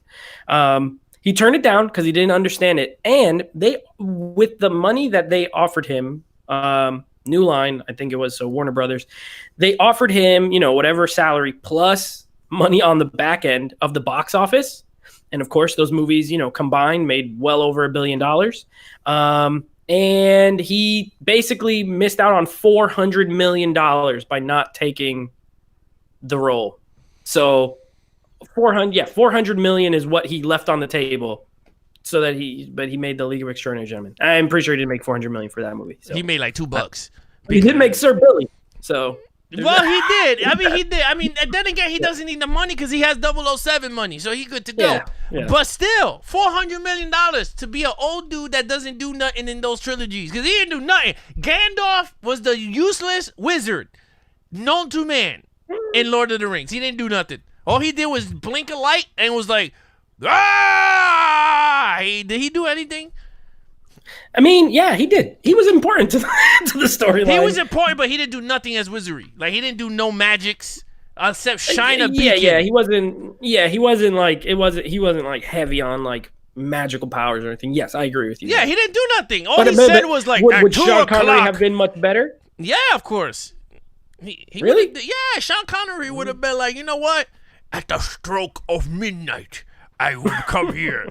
Shadowfax, Lord of all horses. I don't know, man. I don't know. I mean, don't think not he that would he's have a been bad better. actor, but I don't think he would have added anything. I think no, McKellen was the right choice. It doesn't even matter. He would have added $400 million to his bank account. He would have been richer. Yeah, he would have been richer. Yeah, he would have retired faster than known to be.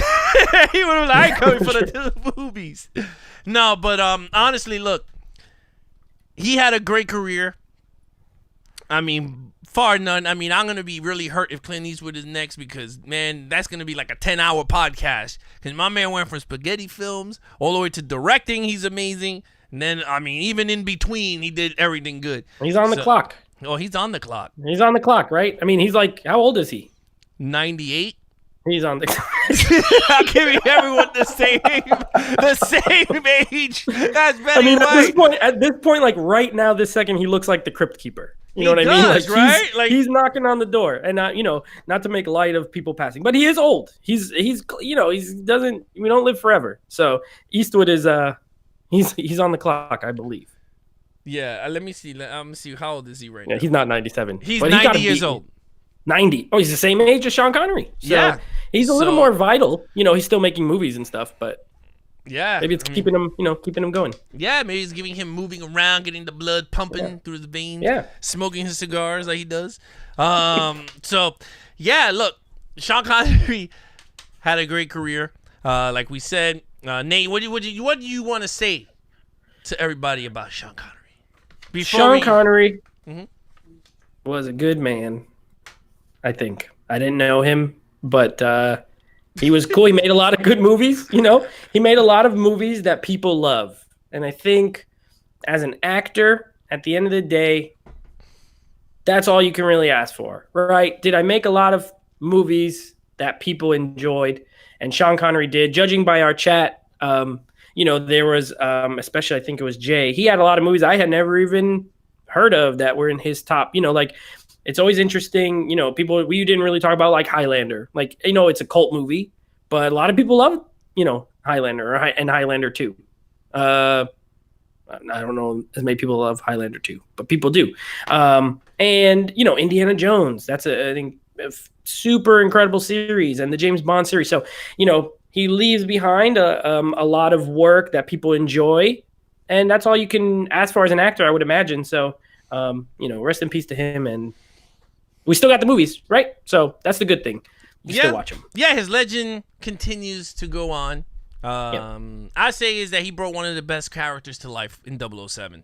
And look, 50 years later, or 60 years, the character is like still going strong.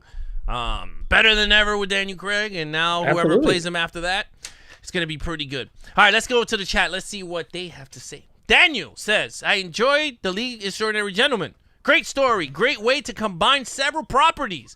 If they have spent 13 more seconds on Hyde's outfit, it would have been great.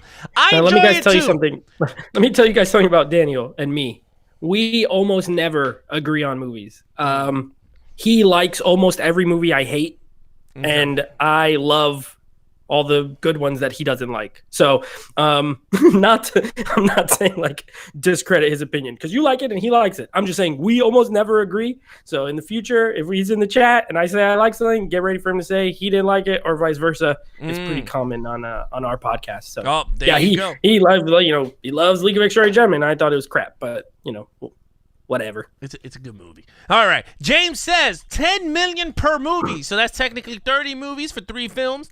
And 15% royalties left on it. 15% royalties of for 3 over $1 billion. movies? That's why, for each movie? Yes. Or it's 15% per movie, and the movies, all 3 of them combined, made $2 billion. Yeah, it's a ton. So it equaled a little over 400 million total that he didn't make because he didn't take it. Oh my God, sweet mother of Jesus.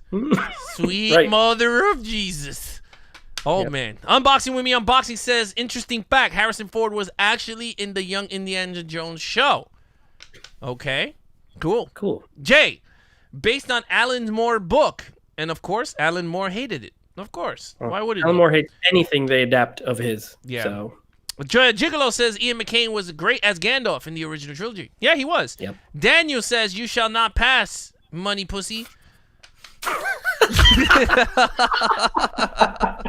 Okay. Well, that is what is that? I Love You Man reference. Oh, okay. It's from the movie. When Paul Rudd's pretending to be Bond. Oh. Trevor Gigolo says he gave Frodo the ring to destroy Mordor. Yes, he did. Transformer Con said, rest in peace, Connery. Transformer Con says McCain is a better actor. Sorry, man. He commands the stage. I don't know about that, but I won't argue. I won't argue with you, Transformer Cons. Yeah, I will, because I disagree. Magneto was doo-doo. But anyway, Trevor Gigolo says, I agree with Transformer Con. Sam Jr. says, rest in peace. Everyone's saying rest in peace. All right, guys. Now, before we end the show, please let us know what you guys been watching or you guys watched over the weekend and you guys want to talk about. The floor is yours. Again, I'm going to put up the phone number. You guys can call in. Let us know what you guys been watching you want us to talk about. Go ahead. I would like someone to call in and tell us your favorite one, even if you put it in the chat, your number one favorite Sean Connery movie and why. The same way we did, like a 2-minute little, give us a little blurb as to why that Sean Connery is your favorite, that's your favorite Sean Connery movie. In the meantime, I do have an update. So we are going to be doing our podcast, of course. You guys already know. You've been listening. Hopefully, it's great. We love it. And this week, we're going to be doing, he said at the top, but we're going to be reviewing, what is that movie? Die Another Day? Yeah. I watched this yesterday, bro. I watched it yesterday. Oh, that already knows. That already tells me how you feel about the movie. I watched it yesterday. Die Another Day. And then we're going to be doing 300 in the second show. Yep. So we both have polls on our Instagrams right now. Levels of Geek. So that's Alex's Instagram. You can go there and do the poll in the story. In my Instagram story, Nate Flicks Reviews, I also have a poll. We are asking you what series you want us to do next. So the options are the Terminator franchise and the Rambo franchise. And I'm going to I'm not going to tell you the final. We don't have a final yet. But on my poll, Terminator is well ahead. So I'm just going to give you a spoiler alert there. It's well ahead on my poll. 76 to 24% for Terminator as of right now. Tomorrow, we will tally the votes on his poll. Terminator is at 70%. Rambo's at 30%. Okay. So it's looking most likely like Terminator, but you never know. There could be a late surge. There could be some people who don't check Instagram till late at night, things like that. You know what I mean? Or who haven't voted yet. So vote tomorrow when we record our podcast. In that podcast episode, we'll announce the winner because we're not going to know till tomorrow. So you got to listen if you want to know what the next one's going to be. I bet you it's unboxing. Yeah, probably. He got us on speed dial. Hello. This Nate on that phone. Tell him I'm coming to you, boy. Get ready to be taped like I've been promising you. Here we go. This guy. What's up, man? Hey, what's up? What's up? You were looking for someone, huh? To talk about Sean Connery. Go ahead. So what's your favorite Sean Connery and why? I already know. I explained it earlier. Easily. Because I remember I watched the third one, I think, for the first time a couple of years ago. I believe back in 2017, because I was getting into the Indiana Jones movies. And I'll be honest, like, it's definitely probably my second favorite Indiana Jones movies, because I've been rewatching all these. But, like, here's the thing. It's like, and Nate, I know you didn't point this out, but let me explain something. It's like, I feel like Harrison Ford, the whole dad relationship, I thought that was good. Like, it kind of explained the story very, very well. Yeah, I mean, I thought that was the best part of the Indiana Jones. That movie brought that dynamic of father and son going on an adventure together. So, yeah. Kind of agree with you on that. Nate doesn't know nothing. I think Nate Can you hear me? give it a Hey, can you hear me? rewatch and Yeah, he kind can of hear you. Watch it from the. You Yeah, hear I me? can hear you, man.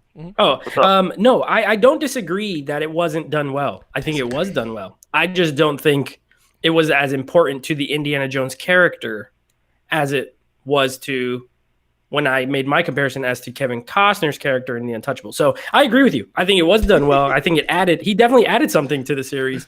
So yeah, I don't disagree. I just didn't think that was like, I don't think Indiana Jones needed it, is what I mean. Yeah, he didn't need it. But it was great. It was fun. Yeah. But like Nate, let me ask you this: where would you put the third movie at in your Indiana Jones ranking list? Third.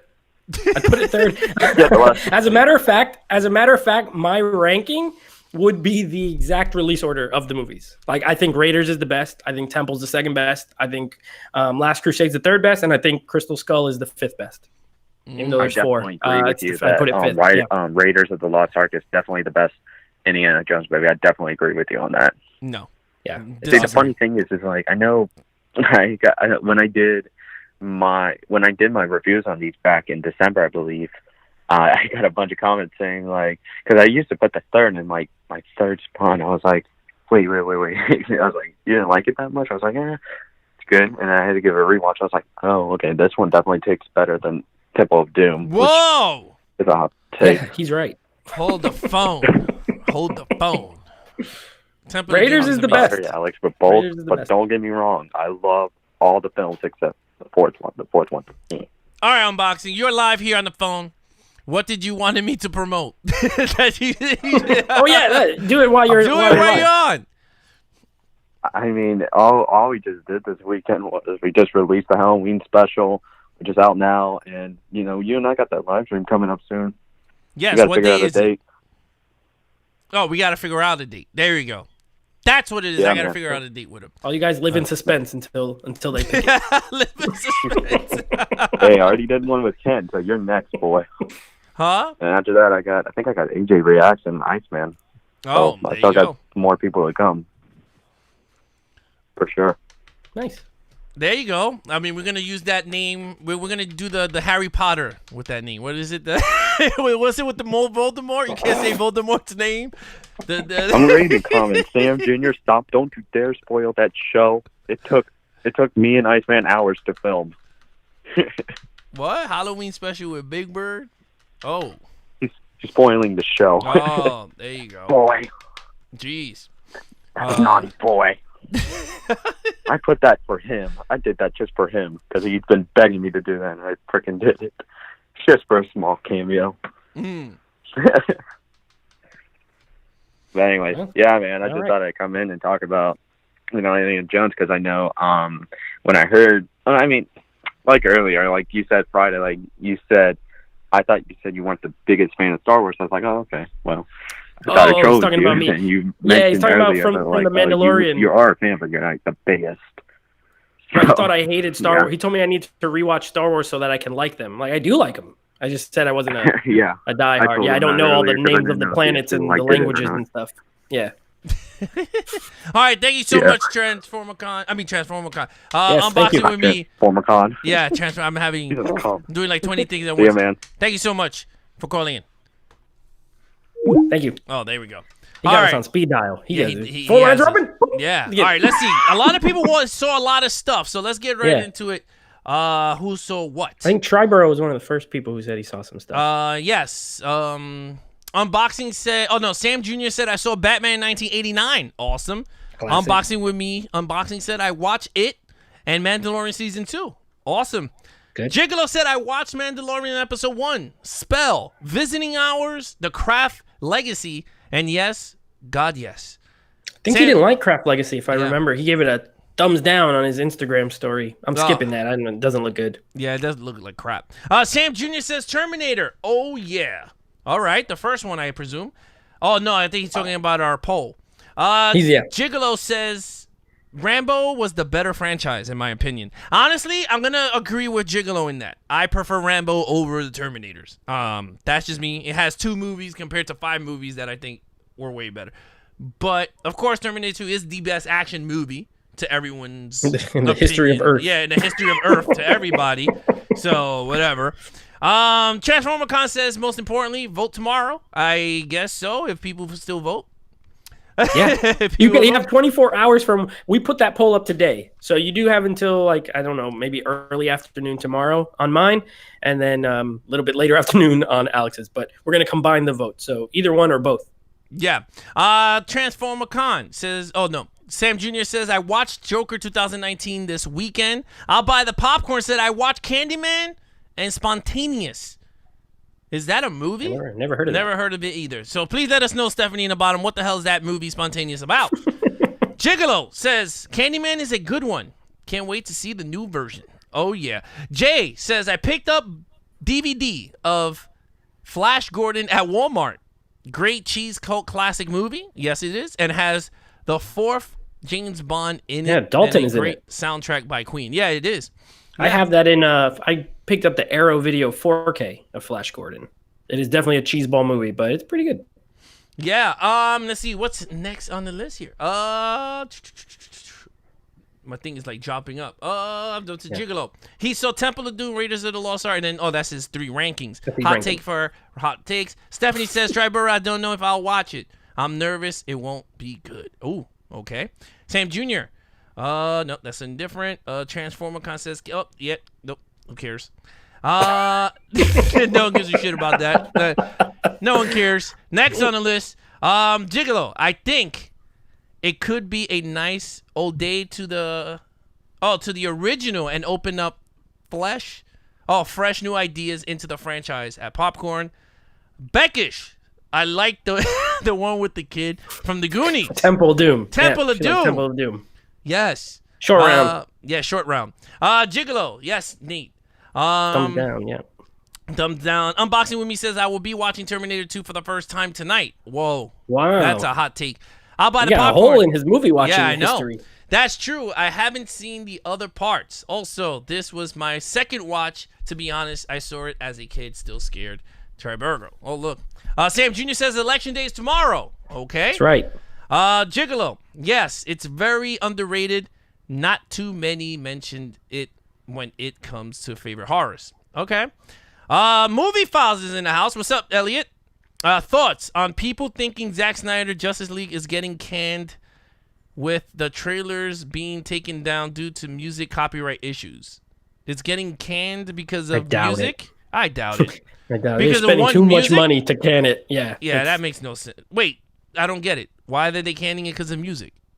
Maybe he's saying our thoughts on people thinking that, and if that's what he's asking, then I think it's people are ridiculous if they think that it's getting canned because they took down a trailer.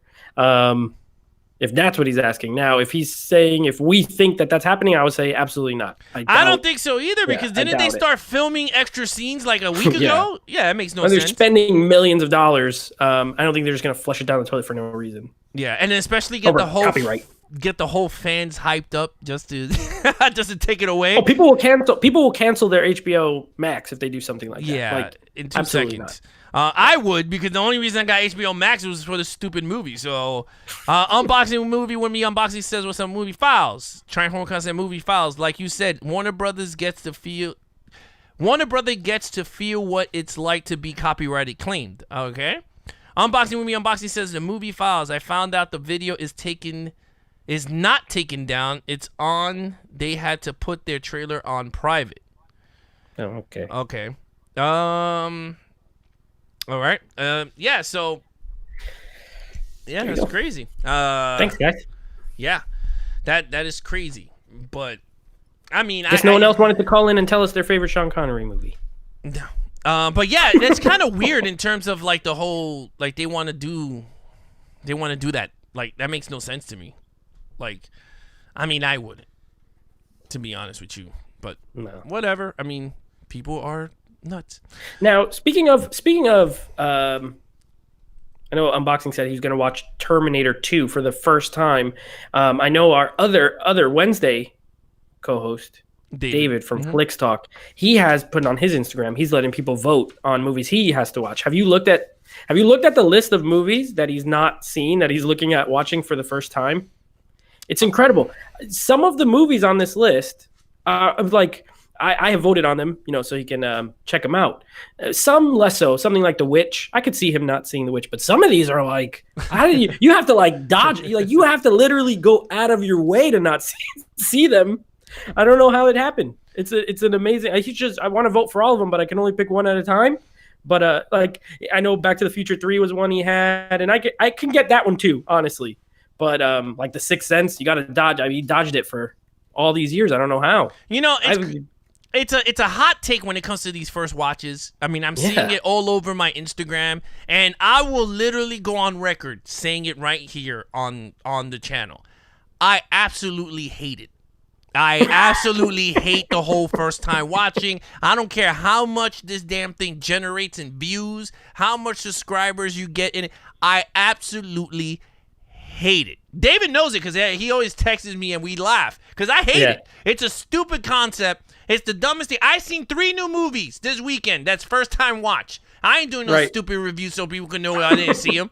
It's dumb. It's a dumb thing. And again, this channel is no more reviews anyway. It's only an action movie review, and it's a live community-based channel. I'm not doing no movie reviews. You see me in front of the camera going, first time watch on this. Ain't happening, so don't even think about it. But you know what's funny, though? Like, I am, like, as a diehard movie fan for as long as I've, loved movies. Yeah. I don't even, like, I'm embarrassed if there's certain movies, like, I don't even tell people I haven't watched. It's like, I don't want people to know I didn't watch that. Like, that's a classic. And then when I watch it, I wait until I watch it, and then I'd be like, oh, yeah, I've seen that movie. You know what I mean?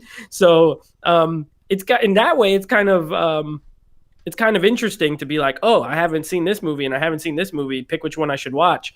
But I was just throwing it out there because I know he's on the show and he's awesome. So you guys should vote. But I just thought it was interesting. Like his list is movies that like would be some people's like top favorite movies of all time. When I have a first time watch, it's of like these movies that no one's ever heard of. Usually it'll be like, yeah, this like when I picked Marnie for my Sean Connery, like, ain't nobody seen Marnie, right? It was my first time watch this year, but it's from 1964. It's not like a blockbuster or whatever. But it's a pretty crazy list of movies he's never seen. Yeah, I mean, not even like there's movies that I haven't seen and I don't even think I'm gonna see. To be honest with you, if I come across it, okay, I'll watch it. But I'm not going to make it my, like, oh, my God, I got to watch it, and then whop up a video and then throw it up anyway and get, like, two likes or 10 people viewed it. Like, compared to, like, other people get, like, 28K or some crap. Like, I'm good. I'm good with my time. But, yeah, so let's see what other people are saying. Unboxing says, Triborough, I watched PG-13 movies, and then this year I started to watch more rated R. I'm not laughing at you because you know what it is? It's such a generational thing. Because when I was younger, I was like, when I'm telling you younger, I watched RoboCop. And that's rated R. Like my grandma used to let me watch everything I wasn't supposed to watch when I was a kid. So by the time I was old enough to get rated R tickets, I was so jaded to go into rated R movies. Like, I've been watching these since I was 5. You know what I mean? It's like, it's no big deal. I can just pay for my own ticket now. Yeah, it's weird. Like, I'm not laughing at nobody if you haven't seen it, but like, it's such a generational thing. Because my dad used to be like, listen, sit down and we're gonna watch a movie. And it could be dudes' heads chopping off. He's like, it's fake. Let's just keep watching it. Like he's like, yeah, it's just a movie. But now it's just like, it's such a weird thing with gender because now you guys are so desensitized because everything you can see gunshots on YouTube, people getting shot for real, and you're just like, ha! You start laughing at it, like, you know, so it's such weird for me. Now look, so I'll buy the popcorn said, I think because this is a question I'm going to ask the chat real quick. She said, I'm ashamed to say that I haven't seen Star Wars. And I think she's referencing the fact that I said I'm ashamed to say, what are some movies that I think I did this a while ago on my podcast. It was a fun topic. I asked people, what are movies that you don't like to tell people you've never seen? You know, because like I feel like there are people like who will judge you if they'll be like, ugh. So there are movies. For me, the one I said, and I still haven't seen it. I recently bought it. I plan on watching it, but I have never seen The Green Mile. And I usually, not that it's like Star Wars or anything like that, but I feel like almost everyone else has seen it. So especially like movie fans. So I usually don't bring up the fact that I've never seen The Green Mile. But that was just one. For a long time, Gone with the Wind, like I had never seen it, and I claimed to be this big movie fan. Whether you like the movie or not, like there's certain movies, I feel like you should have seen. And so Star Wars would be one that I think is good. But what else, like, what are some that other people like don't like to tell people they haven't seen? Let me see. Well, for me, I'll tell you guys right now, I never seen The Godfather. None of them. Oh man. And yeah, I never. But you said you don't like gangster movies. Yeah, I don't like gangster movies. So Sam Jr. never seen Harry Potter, dude. You making that up?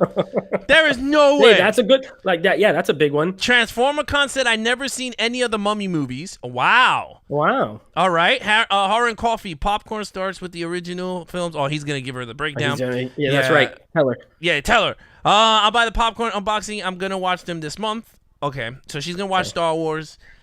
Jay said The Notebook. He doesn't. I'm okay telling people I've seen The Notebook. I never seen The Notebook. I'd be okay. It's not one that I would be embarrassed about not seeing. Gigolo says Gone with the Wind, Schindler's List. I have not seen. Hey, guess what, Gigolo? I haven't seen those either. You've never seen Schindler's List? Or Gone with the Wind. Never seen those. Oh my goodness. And I own them to make it even worse. And I own them, so they've been collecting dust. Wow. I love Schindler's List, and not. I mean, it's a hard movie to watch, but it's a masterpiece. That's Spielberg's. I'm a big Spielberg fan. He's my favorite director, so like I must watch it. It's incredible. Yeah, Transformer Con says shit, Alex. Me too. Started R when I was a kid. My dad sat me in front of the TV and showed me Die Hard, and this was the. Oh, I guess that means you saw everything when I was a kid. Sam Jr. said, "Me too, Alex. I watched RoboCop and Child's Play when I was younger. Yeah, it's such different." I mean, that's crazy. Beckish says, Nate. Oh, so she's talking about my grandma.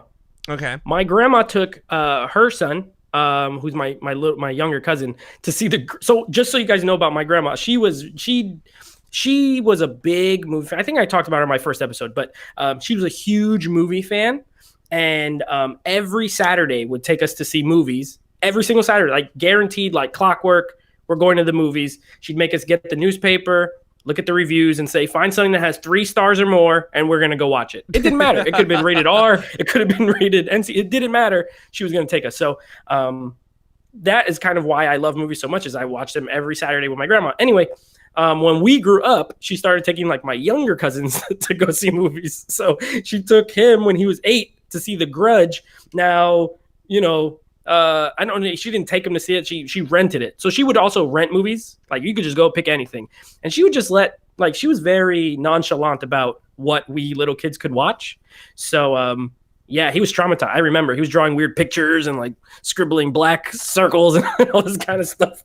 And my grandma was just like, yeah, it's a movie. And, so she didn't care. Yeah. But that's what she's referencing. Yeah, I'll buy the popcorn. I love the Green Mile. I cried with it. Okay. I hope to cry one day when I watch it. It's 3 hours, so I haven't popped it in yet, but I'm going to. Godfather is the best mafia movie. All right. Yep, he's right. Alex watched The Omen. Now everyone's telling me to watch it. Transformer said I never finished The Seventh Seal. That's okay. The Seventh Seal, that's a really old movie. I think there's a Criterion. Max von Sydow is in it. It's like a classic film. I've never seen it either. Yeah. Transformer Con, you got to watch The Mummies. The first 2 movie. The third one is doo-doo. How did you started The Seventh Seal before The Mummy? That's incredible. The fact that you even started it before The Mummy, I'm thinking more along the lines of like popcorn, like the movies that make a ton of money, and you're like, you somehow didn't see it. Those are the ones, because Seventh Seal is like a critical kind of artsy movie. I think artsy movies can get past people easily, but like The Mummy or RoboCop or The Godfather, these movies won 1 million Oscars, made $80 billion, and then you didn't see them. Those are the ones I'm talking about. Sam Jr., Lord of the Rings. Something like that is like impressive that you were able to not see Lord of the Rings all these years. Yeah. He dodged it. He literally was like, no, it's on TV. I'm going to change the channel. Unboxing with me. Unboxing says, I am waiting to see Dr. Sleep. I've been anticipating that one. Oh, I love that movie. That was you great. ain't missing much, but okay. No, I loved it. It was awesome. I mean, if you like The Shining, it's pretty great. Yeah, it's all right.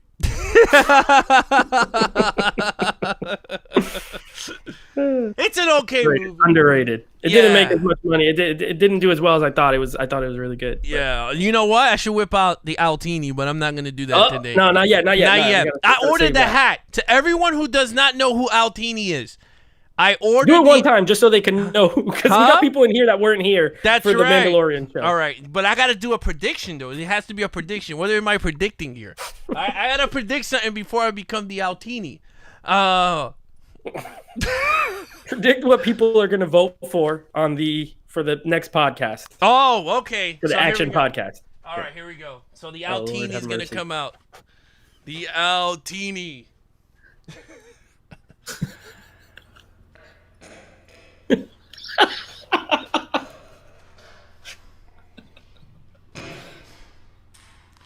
I am the Altini.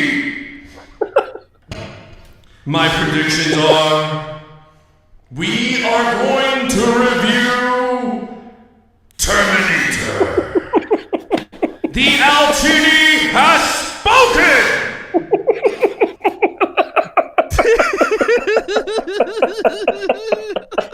Oh my gosh. It's ridiculous.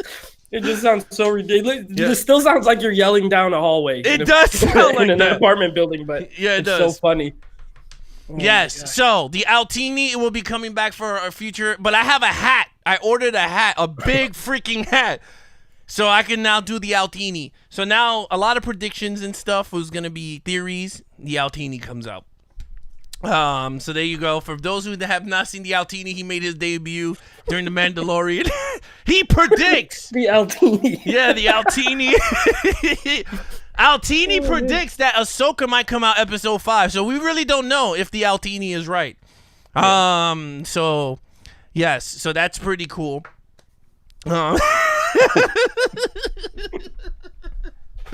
Yes, the great Altini. That was so funny. The first time when we were so if you guys haven't, go watch the Mandalorian episode where we review episode 1, and when you first when you were testing it and you were trying to be real subtle, you're just you turn it on, you're just it's like this loud echo, and I was having a little bit of technical issues, so I just thought something was messed up on mine. Wait a second, this man sounds like he's yelling down a hallway, and then you did it again.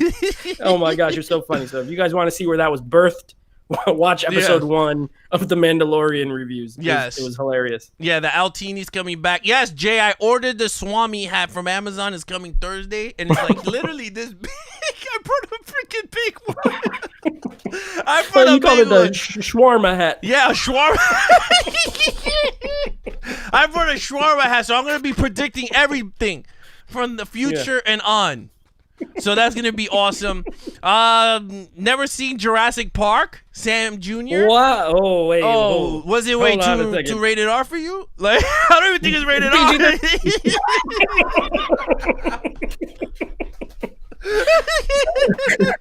That is my favorite movie of all time. I don't know how you haven't seen Jurassic Park. Transformer Con says, I never seen the first Star Trek film. I started with Con. Listen, you ain't missing much with the first one. That one is good. That one is okay. I seen the first Star Trek. You ain't missing much. As a matter of fact, you could stop with Con too. The one with the whales or whatever. Don't even worry about it. Yeah. No, Alex, I watched Jurassic Park on TV in 2018. Oh. Okay. So he just put Jurassic. Okay. Yeah. Okay. Sam, you missed out on some classics. Yeah. Yes. Yeah. So this is a pretty cool topic. Oh, Sam Jr. never seen Wait, you never seen The Matrix? This is becoming comical here. Oh, okay. Yeah. Yeah, how old? See, so that's the thing. I don't know how old it. Not that you have to go put your age in, but you can usually tell people's age range when you talk about movies. You know what I mean? Be like, oh, I grew up watching X, Y, and Z. So me, I'm a 90s kid. I grew up. I was born in 1987, so I grew up as a child. I was in the 90s, my teenage years into the early 2000s. So I grew up on 90s films. I did not grow up on 80s movies. So I do like them, and I go back and watch them now. But the 90s stuff is my true favorite movies because that's what I grew up watching. So, like The Matrix, Jurassic Park is my favorite movie of all time. Terminator 2, Dumb and Dumber, Speed that we just did on the pod. Like, these are like movies that I love because I grew up watching them. So if someone like, I have friends who said, oh, I didn't grow up watching The Matrix, but they might have been born in, either the very late 90s. Like my younger brother is like 9 years younger than me. So his set of movies is totally different than mine. So I think it does depend on your age, but then there are some that are like kind of transcendent, I think, of time. Like the Matrix. I don't think it matters when you were born. That's such a popular movie, and I'm surprised when people say they haven't seen that. Yeah, it's funny because I am an 80s kid. I was born in 83. Okay. So I was straight, 80s cartoons, 90s cartoons, and that's all the Right. RoboCop, Predators, Aliens, Alien, and then all the popular stuff. Then Yeah. once it hits the 90s, technically I'm like more of a 90s because that's when I hit my teenage years is in the 90s. So I saw all this stuff from like, the Resident Evils, the Matrixes, the Die Hards 3 because that was in the 90s and that was a pretty big movie. Yeah. And they filmed it in Manhattan pretty much. I Yeah. saw when they filmed that in Central Park when he takes the damn car and ramps it on the side.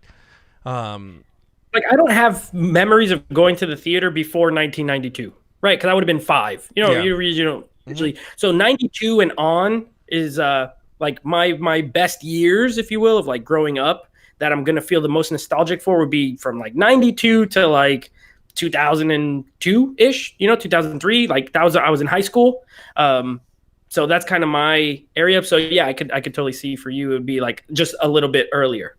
Yeah, I mean, you got the you got the Ghostbusters, real Ghostbusters. Yeah. You got the Terminator. You got the Teenage Mutant Ninja Turtles cartoon. You got I the love that G.I. cartoon. Joe. Yep. You got the G.I. Joe cartoons. You got the Gems and the holograms. You got Captain Caveman, the Jetsons. The Flintstones is more 60s, but it was reruns all over the place. But they in the 80s. replayed a lot of that in the 90s. Yeah, and in the 90s, I grew up on Scooby Doo and all those cartoons. Batman animated series, probably my favorite.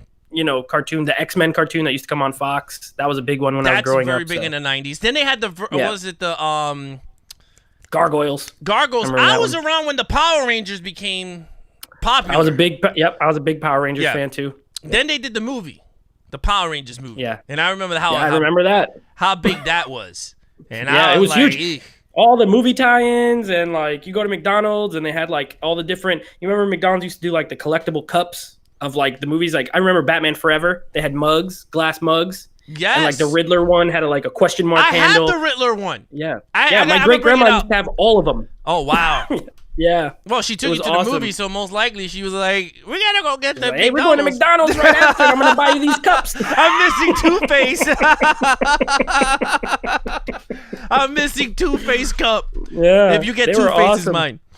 Yeah, they don't do stuff like that anymore. The movie tie-in collectibles at like fast food restaurants, but yeah, absolutely. Those cartoons. Ninja Turtles was big for me because I was born in New York, and so they were from New York. And when I was real little, my parents used to buy me VHS tapes, and each tape had 2 episodes of the cartoon on it. So I used to watch the same like 10 episodes constantly. I now have the box set in the van with all the all the seasons. Okay. But as a kid, I saw the same like 10 to 15 episodes a million times, and I love those movies, like the original Teenage Mutant Ninja Turtles and then The Secret of the Ooze. Like those for me are movies that are like those ones that are close to your heart because I grew literally from age 4 until now. Like I absolutely love them, good or bad. I don't care. People could tell me they're the worst movies of all time, and I wouldn't care. I absolutely love them. So yeah, it's funny. Stuff like that. own the Blu-ray version of Teenage Mutant Ninja Turtles in the pizza box. Have you ever seen that? That is the best set. I have that. It's the best. It's incredible. It's one of the best sets I think they ever put out. Yeah, it's super cool. Super cool. And each of the discs looks like a pizza pie. Yes, it's yeah. awesome. But I never seen part 3, so I can't help you That's with that. okay. It's not great, and I do like the cartoon. And people, the Michael Bay produced ones, I actually don't. I like the property so much that I enjoy them. So, but the original 2 are they're absolutely the best. Yeah, I mean, I'll buy the popcorn. Stephanie says, "Do y'all remember Gargoyles?" Absolutely. Yes, Gargoyles was awesome. Board game, regular game. Oh, Jerry's in the house. How you doing, Jerry? I own 7 Teenage Mutant Ninja Turtles board games / card games. I have Teenage Mutant Ninja Turtles Monopoly, which is pretty cool. Yeah. Other than that, I have the box set of the original cartoon that's in the van. Take off the top; it has all the discs. Okay. And then I have a couple of Funko Pops from Ninja Turtles. I'm not super big on collectibles, but I have those are the only ones I have for like turtles. But I a lot of t-shirts. I have like a lot of Ninja Turtles t-shirts. Yeah, it's like one of my favorite properties. Yeah, I mean, a lot of people. Daniel said Darkwing Duck. Darkwing Duck was one of my favorites. Awesome. Out of the Channel 11s. And then you got Gigolo says DuckTales, Chippendales DuckTales Rescue. is I always loved Chippendales Rescue Rangers. Chip and Dale was great. Yeah. You know, And they had an Animaniacs was great episode. too. Yep, they had an episode called The Maltese Mouse, and it was supposed to be like a riff on the Maltese Falcon, the old movie. Like kids wouldn't get it. Okay. I love Chip and Dale Rescue Rangers. Tailspin was a big one that I used to watch a lot. Tailspin was really good. There was a lot of cartoons in the Channel 11. DuckTales was my big one. Animaniacs is really good, but I heard that they redid them. They are for Hulu. They're coming out on Hulu, I think, soon. It's like a reboot. Yeah, that's pretty crazy. But then I grew up into like the movies like True Lies. Because then again, you got to remember now the 90s became more of an action 90s. Like people got to understand. Action movies. Yes, in the 90s. all the best action movies came from 1990 all the way to like I could say 1998. No, The Matrix. The Matrix was 99. Yeah. And after that, it just went downhill. Like from that time period from the 90s all the way to 99, that 9-year gap, like right there, was all one of the best action movies you're ever going to get. You got, the Face-Offs, Con Air. You know what it is? They had Hard Target. They had better budgets and technology than the 80s action films. And don't get me wrong, there's amazing action films from the 80s. Predator is amazing. Die Hard is amazing. Like, those are great movies, right? But the thing about those movies is besides Predator using the invisible, like where you can go invisible, it's not overly effects, right? You have like a creature that was, man-made, a physical creature, and just stuff blowing up. They almost are like more 90s style action movies. And the 90s didn't rely as much. I mean, Terminator did. There are movies that did, but with CGI. You know what I mean? Well, sci-fi action. Sure. I could give that the pass. But it had great effects. Yes, you know what I did. mean? Like the ones that use it right, The Matrix, Terminator 2, those effects were like mind-blowing at the time. Other than that, it was more physical, stuntmen, fighting, explosions, guns. Once you hit the 2000s, they rely so much on CGI that you lose the stunt work. And that's why John Wick, I feel like, is so popular, because it's more of a throwback to like an 80s, 90s style action movie. Absolutely. No, and I agree with you on that, because like I feel like, you got like the Hard Targets with Van Damme, the double impact when he played the twin brother. Twins, yeah. Yeah, that thing was like a cool Under movie. Siege. Under Siege was good. Face Off, like I said. You got True Lies. You got, the Terminator 2. Speed. You got Speed, Last Action Hero. You got, oh man, there was the one with Jet Li, I think came out during that time. Because Jet Li, right? 2000 or 2001. Oh, that's 2000. Okay. Yeah, but that's okay. It's Rumble in the Bronx. Rumble in the Bronx was big in the 90s. Rush Hour. Rush Hour was in 98. Yeah. So pretty much you got a lot of heavy hitters. And it's Stallone. You got The Specialist with Stallone. That was a big movie with Sharon Stone and Stallone, which I enjoyed that movie too. That was a really good movie. I mean, 90s, Total Recall was in the 90s. Like, the thing is, like, and even Die Hard, right? Die Hard 1 was in the 80s, but Die Hard 3, Die Hard with a Vengeance, is close to, it's probably the closest, the next best one, and that was in the early 90s as well. And they just had so many great, and then even the non-big budget ones, like the Van Damme ones and the Seagal ones, and even like the smaller. I know I mentioned to you off air before about like Only the Strong, that one where they do capoeira and stuff. Like, I love movies like that. Like, this guy goes to high school, he becomes like a substitute teacher, he teaches the kids capoeira, and then he got to fight a gang leader, and like that is my absolute jam. I absolutely love it. Yeah, it's funny. Board Game Renegade said Desperado was huge too in the 90s. Oh my gosh, Desperado's an amazing movie. Yeah, Dusk Till Dawn. From Dusk Till Dawn. Yeah, that was another big one. And then it was crazy. He said also that the 80s horror movies beat out the 90s horror movies, though. Nothing better than that classic physical makeup special effects. I agree with that because honestly, Yeah, me too. I still think the 80s horror movies are way better than 2000s. I'm not even into the 2000 horror movies. This year was like the first time I've been watching new horror movies because of my wife. He's right. The 90s was kind of rough early on, and then Scream came out, and then kind of reignited the slasher at least. Yeah. But in general, there's not a ton of great 90s horror movies. He's absolutely right. Yeah, there's not. I mean, to me, I still think a New Nightmare. Freddy Krueger's New Nightmare. That was great. This is a great movie. But let's see. Tribal Gigolo says The Transporter, Kill Bill. I've never seen Kill Bill. Wow. Gladiator are some of the best in 2000s. Matrix You know what? That's Reloaded. something Yep. we could get into on maybe another episode. We'll get into some. We'll break down some action. Not even action. We could even break down some decades. Decades are fun. Yeah, just kind of best movies from each decade or our favorite ones from each decade. But we got to pick maybe we'll ask the people to vote, like, what genres would you guys want us to talk from, and then we could do that. Yeah, whether it's action, I don't watch much dramas and all that rom-coms, but do it's it. Whatever funny. you guys want. I watch everything. So Yeah, he whatever. watches everything. I just stick to my action and some horror movies. But other than that, that's all I watch. But I mean that's the crazy thing, because 2000s didn't have much. Didn't have much of the action. It There's was some like a okay. dying breed. Yeah, Transporter is pretty awesome. The Born Identity was early to 05 maybe 04 03 something like that. I don't know. It was good. There's always great movies. Don't get us wrong, but when you could take an entire genre and say, like, this genre peaked here, I think you could say that about horror in the 80s. I think you could say that about, for me, action movies in the 90s. Everything else from there, maybe certain genres haven't peaked yet, but I don't think anything peaked in the 2000s, personally. I don't think so, too. I think this is a mixed bag. I'll buy the popcorn. A decade show would be fun. You know what? We could have Stephanie on the show. Hey. So we could do the decade show. So, Stephanie, you're going to be on our decade show on the following month, next Monday. We'll see if you could get on the show. If your work schedule allows it. If you're available. If you're available. If you're available. Then you can be on Monday's show when we talk about decades. But yeah, I mean, it's a pretty cool decade show is pretty cool because you can see how everybody is, they got their flavors, whether it's 80s, 90s, 2000s, where their favorite movies or TV shows or cartoons come from. So that's pretty cool. I love the Bourne movies. I'll tell everybody awesome. that. I mean, we're going to cover that in our podcast once we get to it, because that's a franchise. So we're going to put that under the franchises.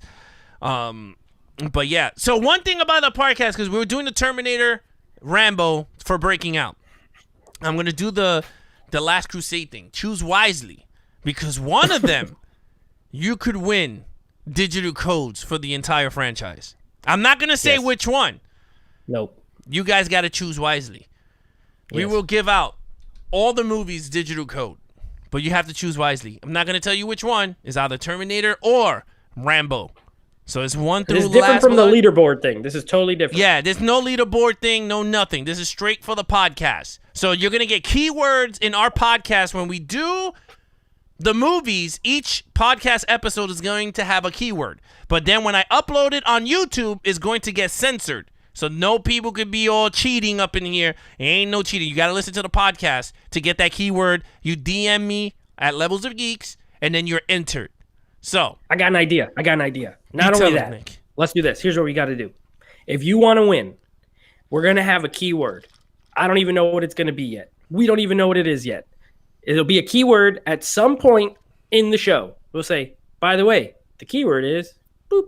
We'll say it. Now, not only do you have to DM him the keyword, you also have to leave us a comment, because it's only going to be in the podcast. So you're not going to be able to see it in the YouTube replay. Yeah. So whether you use Stitcher or Apple Podcasts or whatever, you have to leave us a review and take a screenshot that shows you left us a review, okay, on the podcast, and give us a rating. Like, there's a star rating, and take a screenshot of that. So it's 3 steps. That way we know you're listening to the podcast and you're following us on the podcast and you want to win stuff. That's what we should do. There you go. He has spoken. But yeah, so there you have it. So that's for the podcast. But again, choose wisely. Because if you choose the wrong one, there ain't no one, baby. Unboxing, so he said, well, Nate, you can only review once. Exactly. Now, you already did review. So guess what? All you have to do is the other step, and you can be entered. Pretty much. I'm saying for anyone who hasn't, that's what you have to do.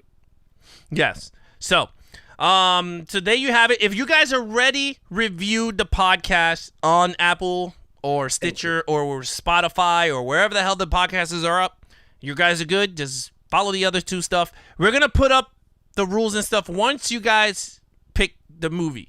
Again, it depends on what movie you pick. So it depends on the franchise. But that's all I'm going to say. All right. That's it. Unboxing Reggae say question: why the rebranding of the channel? So it could be cooler. Rebranding channel. Be a little bit more specific there, my friend. Try to figure out what you mean. And then he said, by the way, we'll be listening on Mondays from now on when I remember. Oh, thank you so much. Awesome, but yeah, it's a cool thing. Well, I think that he meant from Ultra HD Geek to Levels of Geeks. Because this is a community. I switched it from 4K reviews to now a community based where everyone could talk about their favorite films or whatever they watched live on the air, just like a radio TV show style. You could call in. If you want to call in, I forgot to put that up while we were talking about these 80s and 90s. You could do that too. But yeah, and we have the chat. We have the live chat. So you have the live chat. You have the phone numbers. You could do that too. Like I said, you could call in. You could email, but you're not going to email because I'm not going to have that technology yet.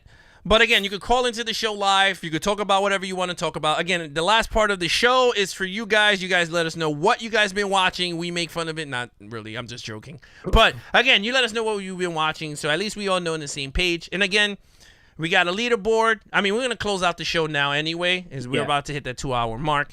But yes, again, guys, if you're new to the channel, please like, share, subscribe. If you guys want to take us on the go, and like I always said, you could take us to the bathroom, you could take us to the shower, you could take us food shopping, you could take us to the doctor's appointment. If you're about to get into surgery, you can listen to us too if you're going to surgery. Again, follow us on Levels of Geek Podcast. And again, hit those ratings. You can give us whatever you want. Leave us some feedback there on this channel. Of course, again, like I said, like, share, and subscribe.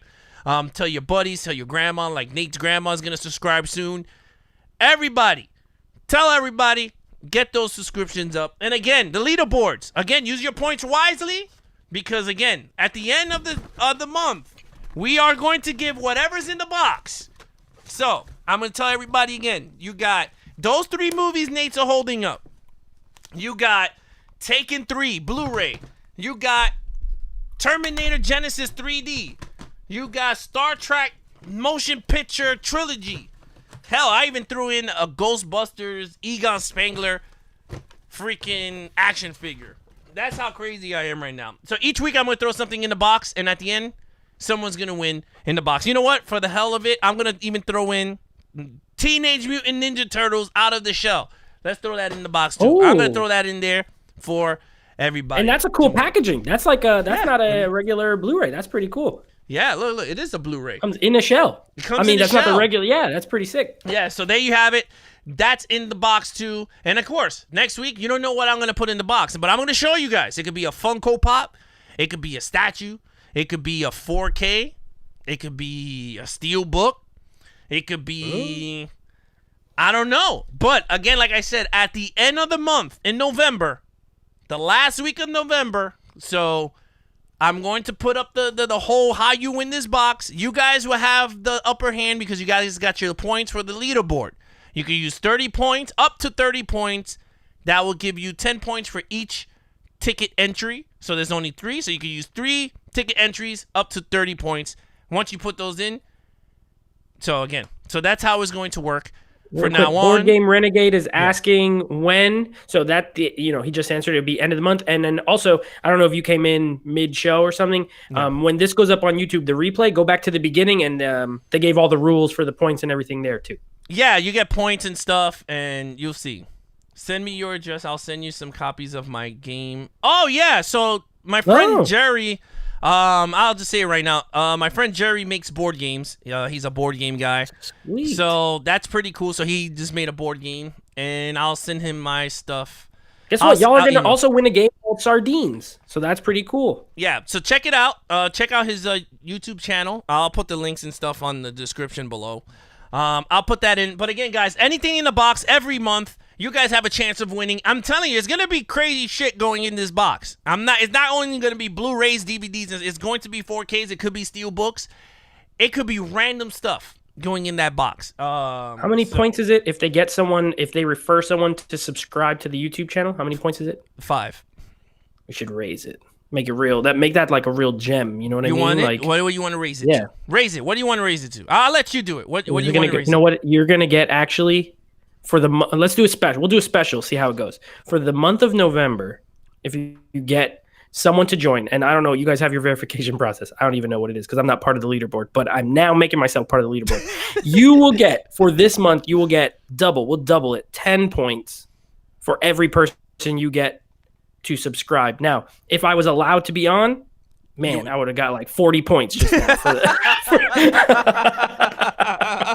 But I'm not allowed to win. As a matter of fact, I'm giving stuff away. So 10 points for each person that you get to subscribe, and you can verify this just for November. We'll see how it goes. If it goes well, maybe we'll keep it. If it doesn't, then maybe we lower it back down. Yeah. Yeah, so 10 points. 10 points for the month of November. But you got to show proof. I don't want to see like everyone coming up with like, my name is, some stupid They name. make it nine accounts. Yeah, for 9 themselves. accounts. Like, yo, that's my brother from Guantanamo Bay, Pedro. Freaking, his name is Palm Tree 2221. Like, I want like real accounts, not no fake stuff. Unboxing says, dang, 10 points, Nate? That's crazy. I feel like it needs to be at... Yeah, it will be at 5 normally. This month is 10. It's a special month. Yes. We're giving away... Look, at the end of the day, you guys are getting, right now, as we speak, you're getting a toy, a special board game that you don't have right now. Also, you're getting a Scream Factory collector. You're getting like 9 Blu-rays. So I feel like it's warranted to, raise it up a little bit if you really want to compete. Let's see how competitive you guys are.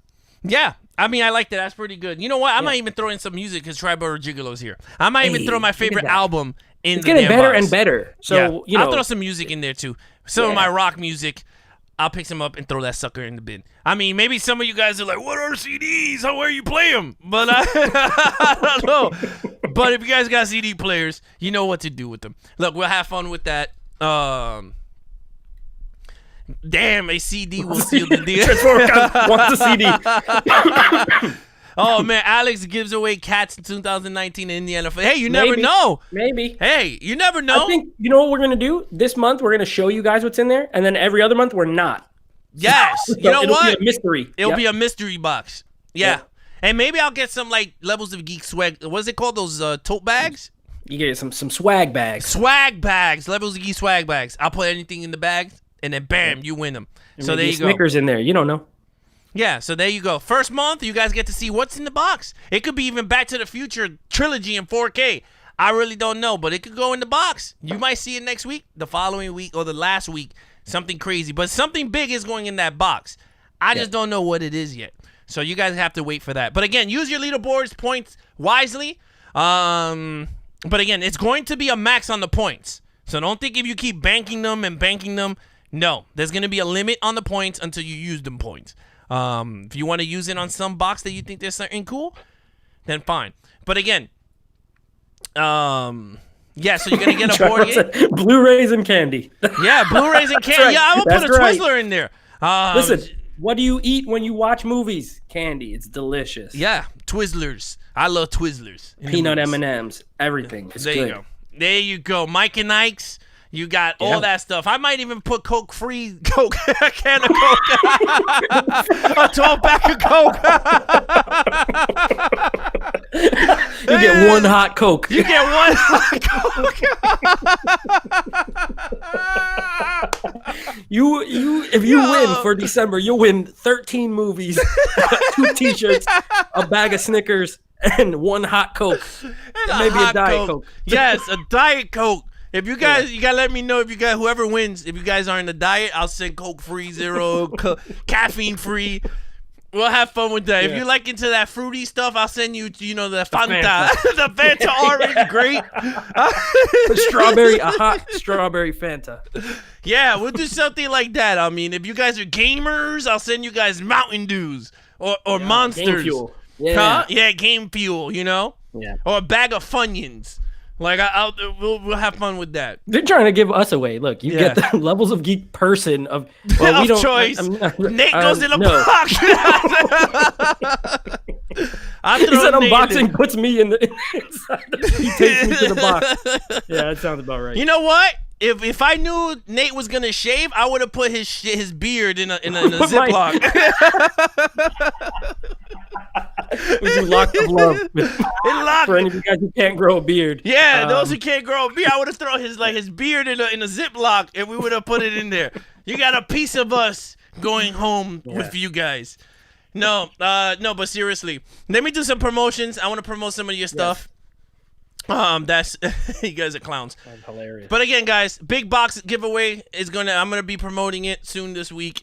That's gonna be pretty fun. But let's start off with Stephanie. I'll buy the popcorn. She did a movie. She watched the movie Candyman for her final 13 nights of fright. Nice. So check it out. There's I'll Buy the Popcorn. That's Stephanie's channel. She'll be joining us next week when we talk about some decades, whether it's action, comedy, or maybe we'll pick a decade and talk about action, comedy, and drama. You know what we should do? We'll do the decade, and we'll just pick our favorite movies from those decades, but like try and mix it up. You know what I mean? Like pick a comedy, pick an action movie, pick a drama. Yeah, whatever. Something like that. So there you have it. That's what we're going to be doing. Stephanie's going to be joining us next week. So you get to see Stephanie. I'll buy the popcorn, see what movies and what her channel's about. Again, guys, please go and support her. And then, of course, this Wednesday, my man Gigolo is coming on the show. That Ain't Rap podcast. He's going to be tuning in. Yes, he's going to be coming onto the show Wednesday. We're going to be talking about music.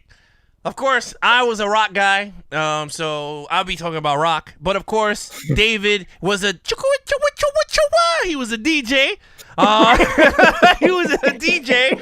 And then, of course, Gigolo, he's like the jack of all trades. Hip-hop head. Yeah, he's the jack of all trades. He likes his rock. He likes his rap. He likes his soul music. He likes bluegrass. He likes cowboy music. This guy knows everything. He loves his movies. He's a versatile dude. Yeah, he's versatile. He's the utility man in baseball. He plays all positions. The only bad thing about Triborough Gigolo is that he's a Yankee fan.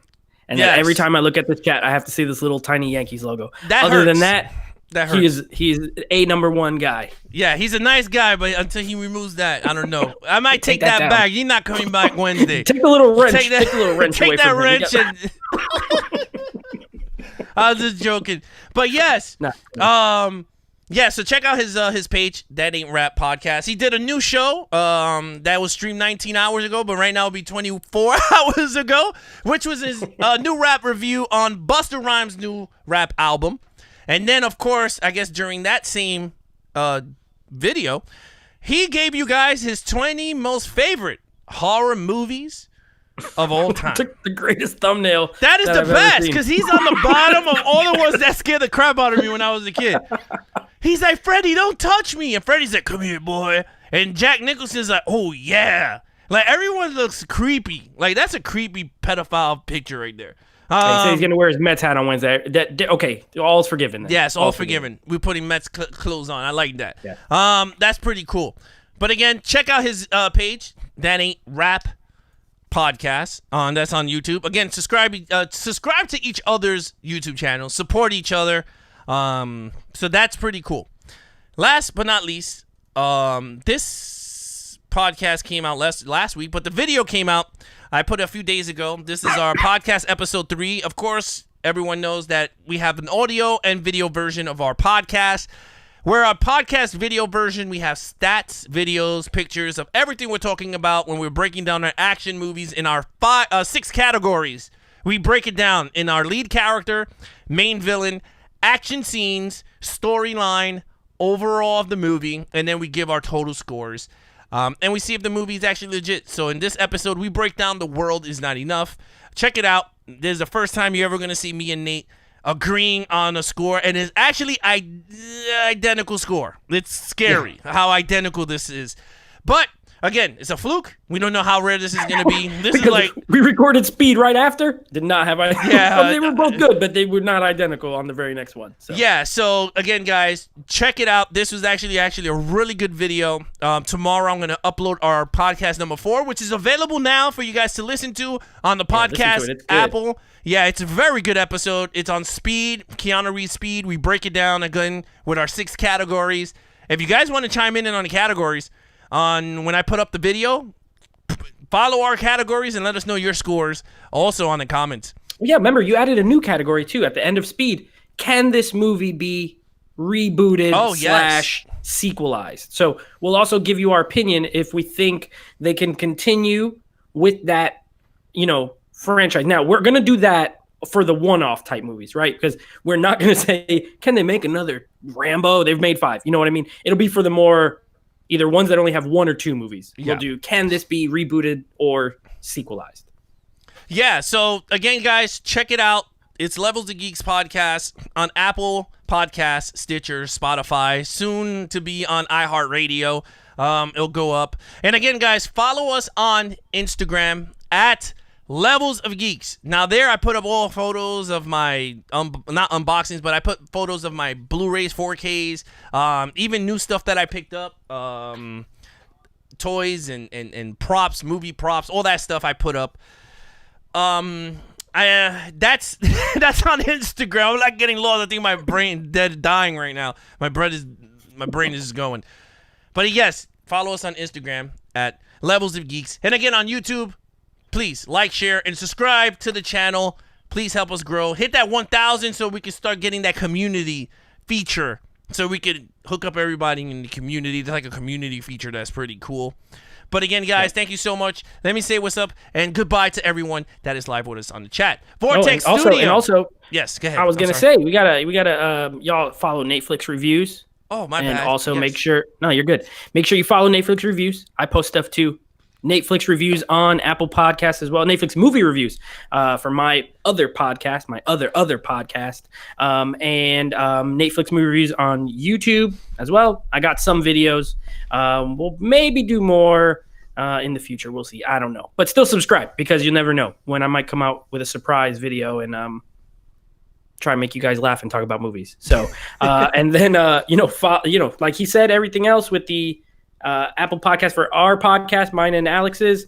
The Action Podcast is really good. I'm telling y'all, it's it's quick paced. They're only 30 minutes. So if you're one of the people who has to go to work right now and you're not working from home, on your drive to work, you can listen to one episode, and on your drive home, you can listen to the other one. It's a lot of fun. And we're going to keep including you guys in picking the series moving forward. So we're trying to get you guys involved as well. But yep, that's all I got. Yeah.